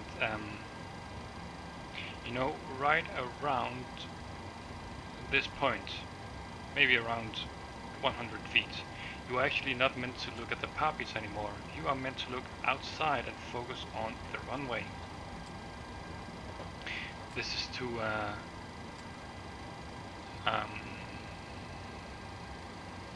ensure that you land correctly, sort of. And this is also a technique used in the flare, which is called the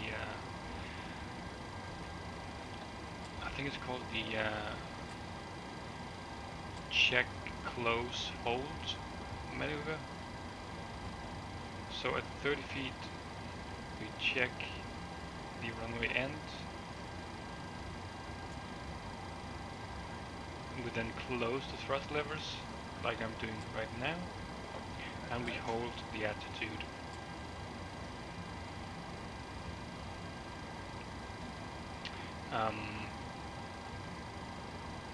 But yeah, essentially, I already disregarded the poppies and the glass slope, and then I focused it on the outside views.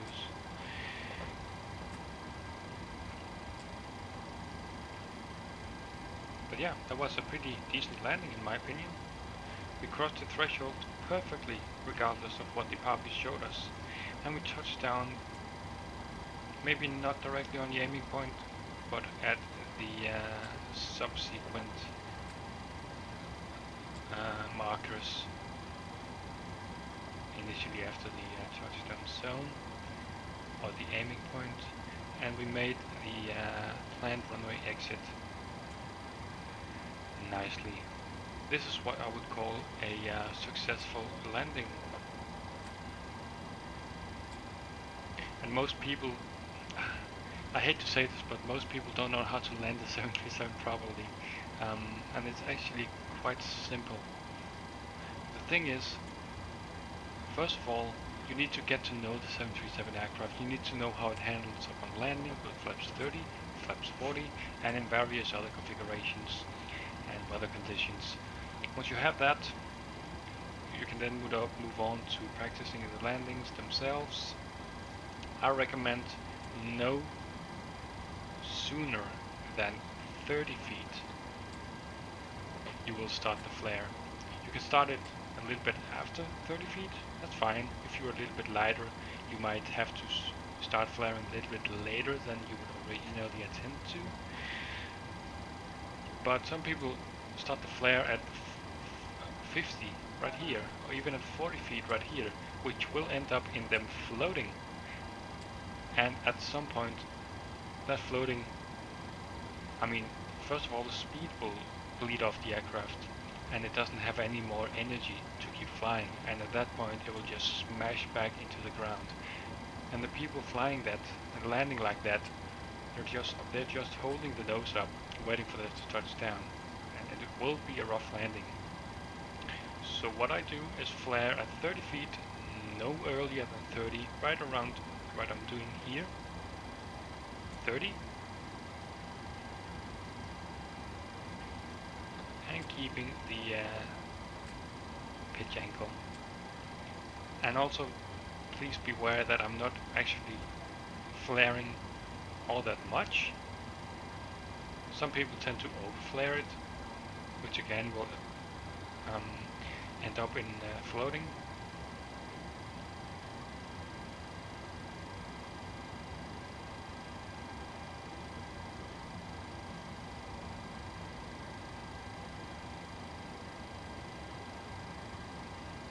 I have a joystick right now. Before I had the Saitek Pro Flight yoke or the Logitech Pro Flight yoke, but I have upgraded to a joystick since then.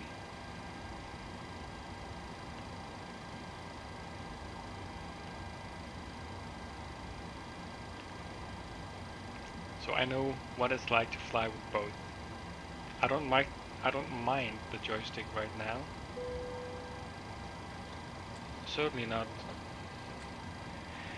the joystick because it's not in the way. Because when you have a yoke, it's always sitting at your desk, in front of your desk. And the thing is, I do a lot more than just flight simming when I'm sitting behind the PC, alright? And if there's a yoke sitting in my way, it's gonna be pretty damn difficult to get those tasks done. So instead I have a joystick and I can move around the joystick when I don't need them. I can move them away, I can swiftly move them back if I need to fly and stuff like that. Right now my joystick are stowed out to the side, and that also gives me quite a clean desk.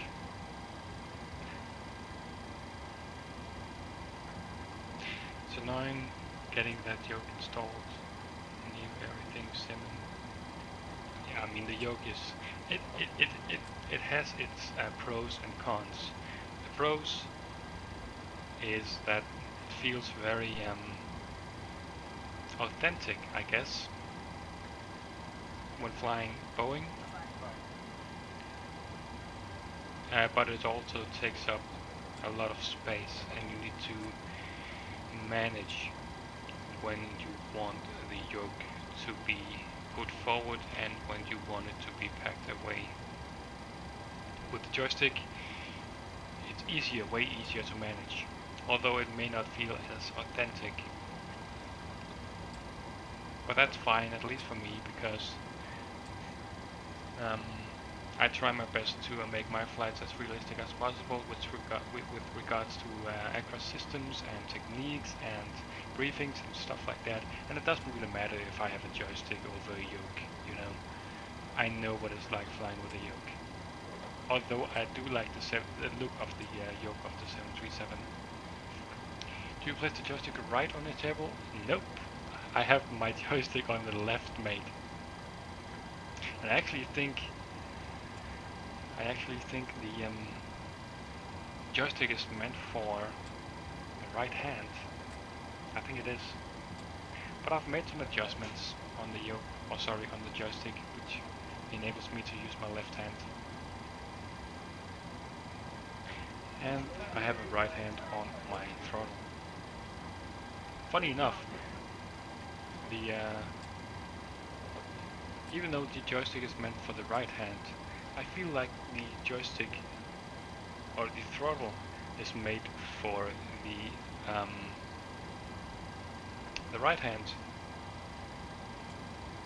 Obviously the joystick is meant for your right hand, but the throttle is made for your left hand, but it feels like it is made for the right hand because my right hand just fits perfectly on top.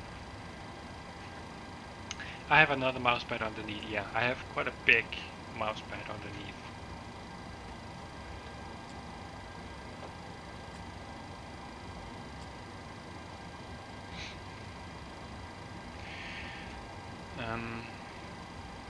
Well, the throttle, or what are you referring to, Leo? The throttle, or yeah, sort of depends on which role you have in the cockpit. Captain, officer, officer.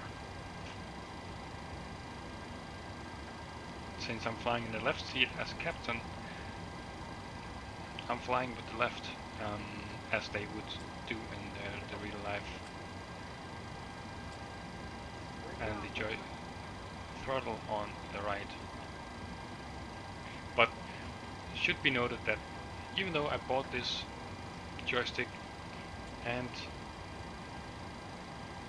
throttle, it might not be made for Microsoft Flight Sim altogether. It could also be made for DCS World or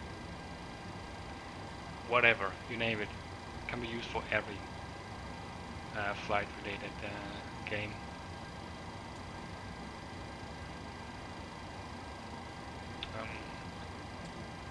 So yeah, that's that, I guess.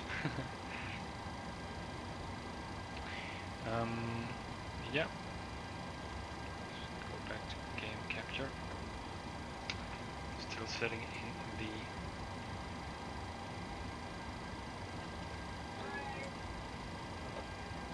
yeah, sort of like a steering wheel with car games, yeah.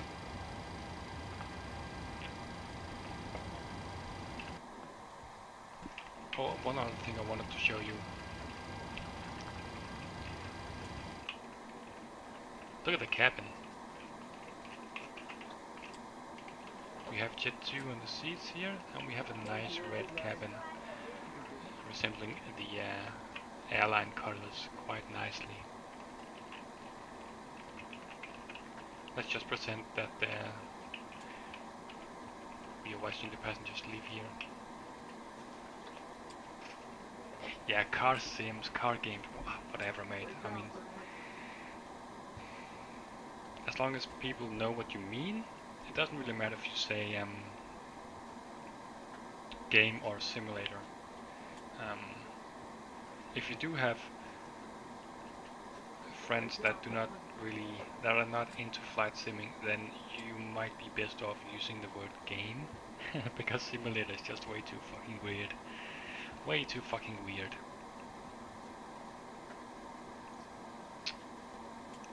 But yeah. I think it's getting a little bit late for the return sector back to Leeds, to be honest. I might be hitting the hay in around an hour's time. So I am going to cut the stream here.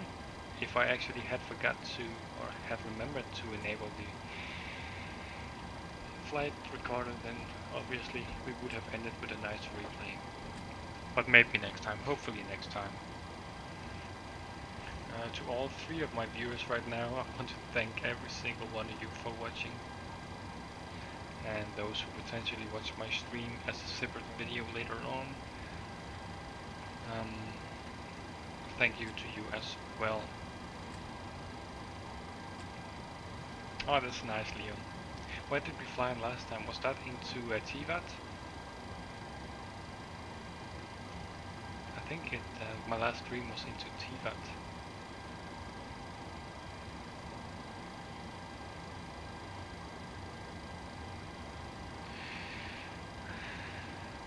Yeah, it might have been.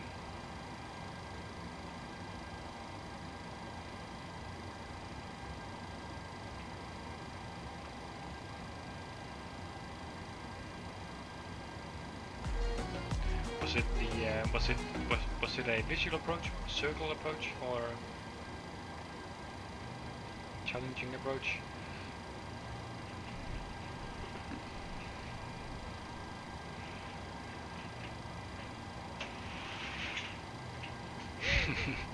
It's fine if you can't remember. It's fine, no worries. But yeah, it's fine. Don't worry about it. Alright, I'm just quickly gonna leave this aircraft.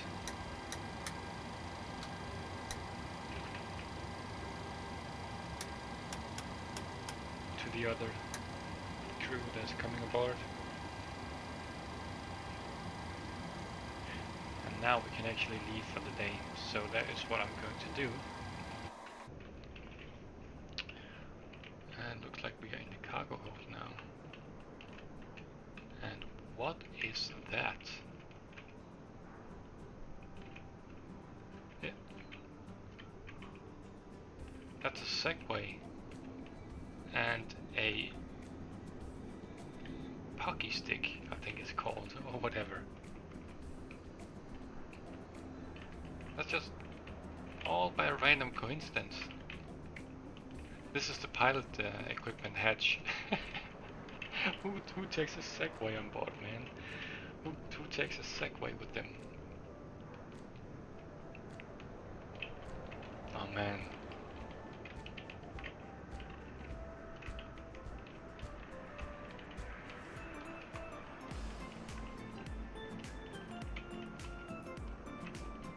Yeah, that is interesting indeed. Blimey. Alright. Guys, with the beautiful sunset in the background. I want to thank everyone for watching once again. Hopefully I'll see you again next time very soon. And I hope you are watching or about to watch my newest video where I fly into the city of Nice. More like overflying the city of Nice into Nice airport, but I certainly won't be landing in a city over an airport. But anyways, I'll catch you guys next time. Take care, everyone. Bye.